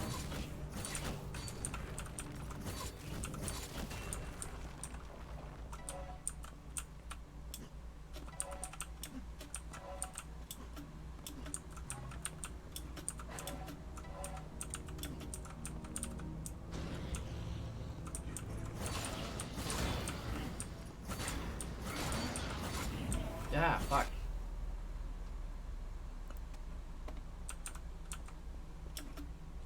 That's the thing, though, is that Crunchyroll isn't even that much more convenient because they have a fucking shitty, poorly coded website that fucks up. Like, it's just bad.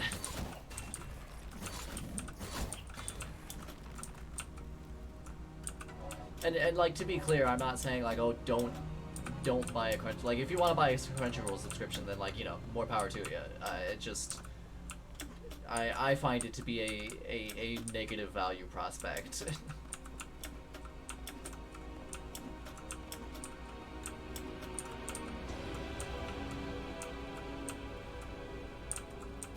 Oh shit! How did a fucking pink flame sneak up on me?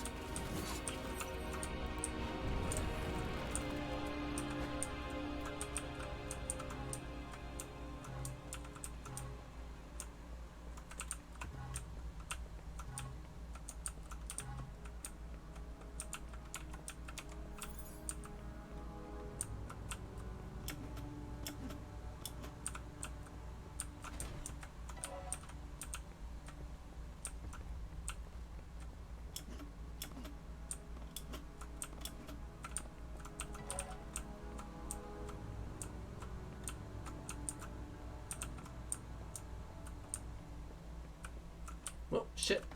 Fuck.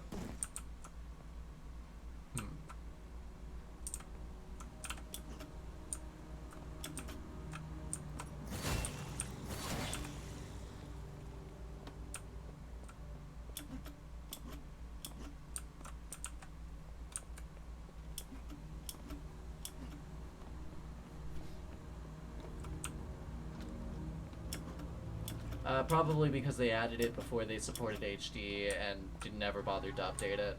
That would be my guess. Wait, hold on, but didn't they have like HD streaming before they went legit though? So yeah, what the fuck? That's weird.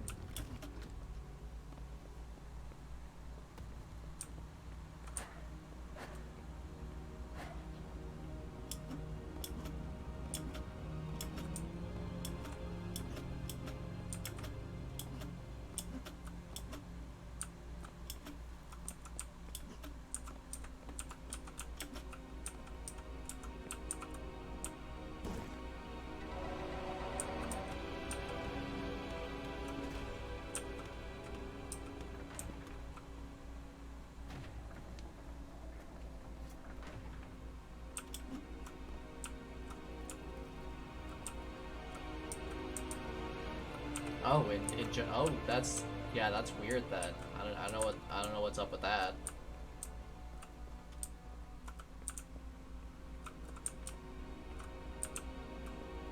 Cause didn't that show come out in like the late 2000s or something?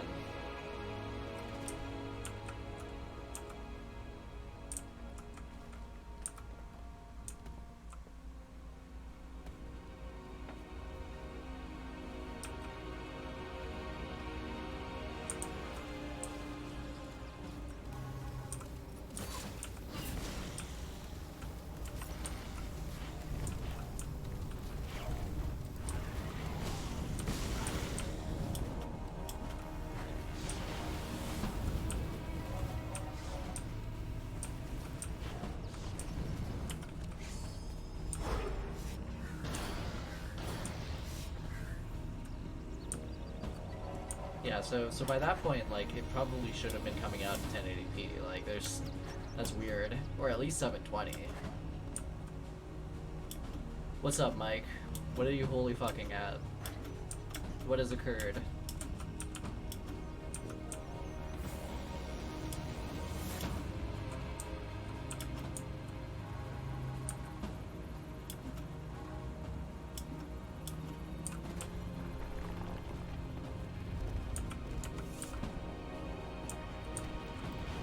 Of course. I don't think I can be surprised by shit Trump pulls anymore, because, like, it's every day now. Every fucking day he's doing something fucking stupid and absurd. Like, oh, states are gonna have to fucking start paying for this federal spending that was done on the coronavirus response. Except for Texas and Florida, though, even though they're mostly responsible for the outbreak. Like, I can't, like, that was a real thing. That was real. That was, like, I can't be surprised anymore.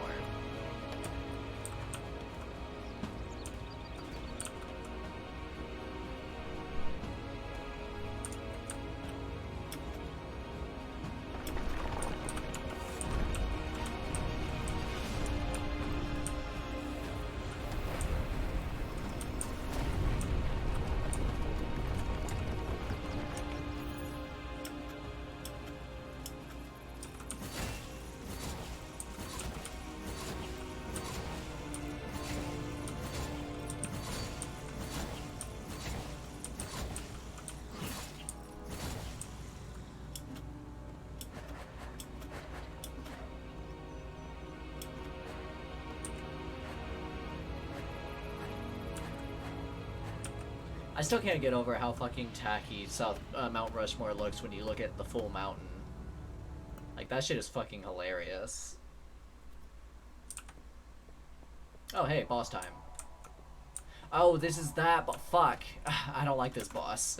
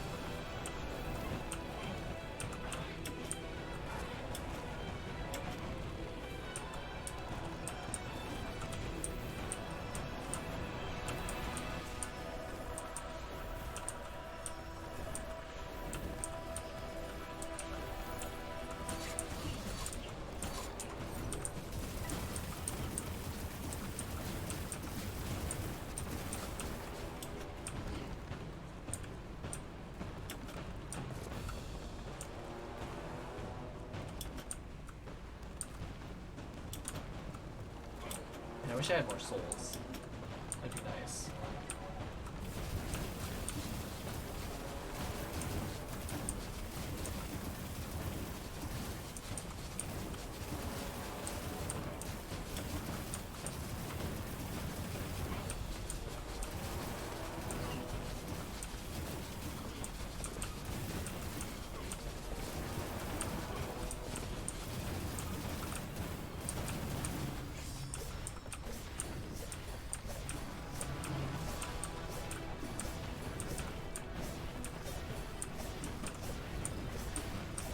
Yeah, no, it's not a very good boss.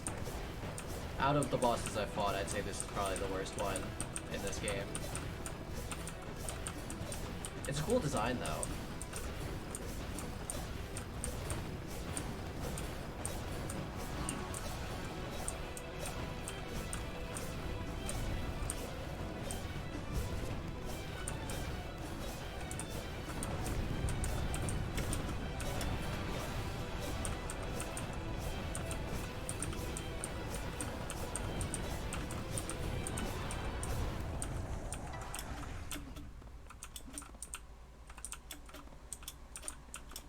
Yeah. Let me out. There we go.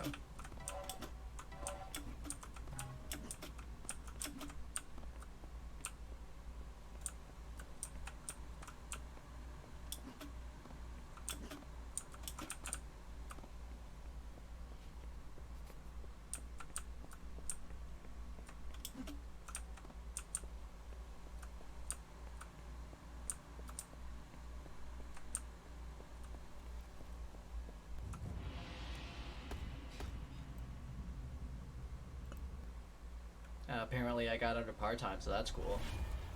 So that's, Welcome back, I think, champion. four, yeah, 4 out of 6 completed. So next time I'll come back and do the Arcane Expanse and the Forges. So that should be interesting. I haven't finished either of those episodes previously, so yeah, we'll see what that's like. I mean, I've played a little bit of Arcane Expanse and it's got a really cool aesthetic. But yeah, yeah, y'all have a good night. I am going to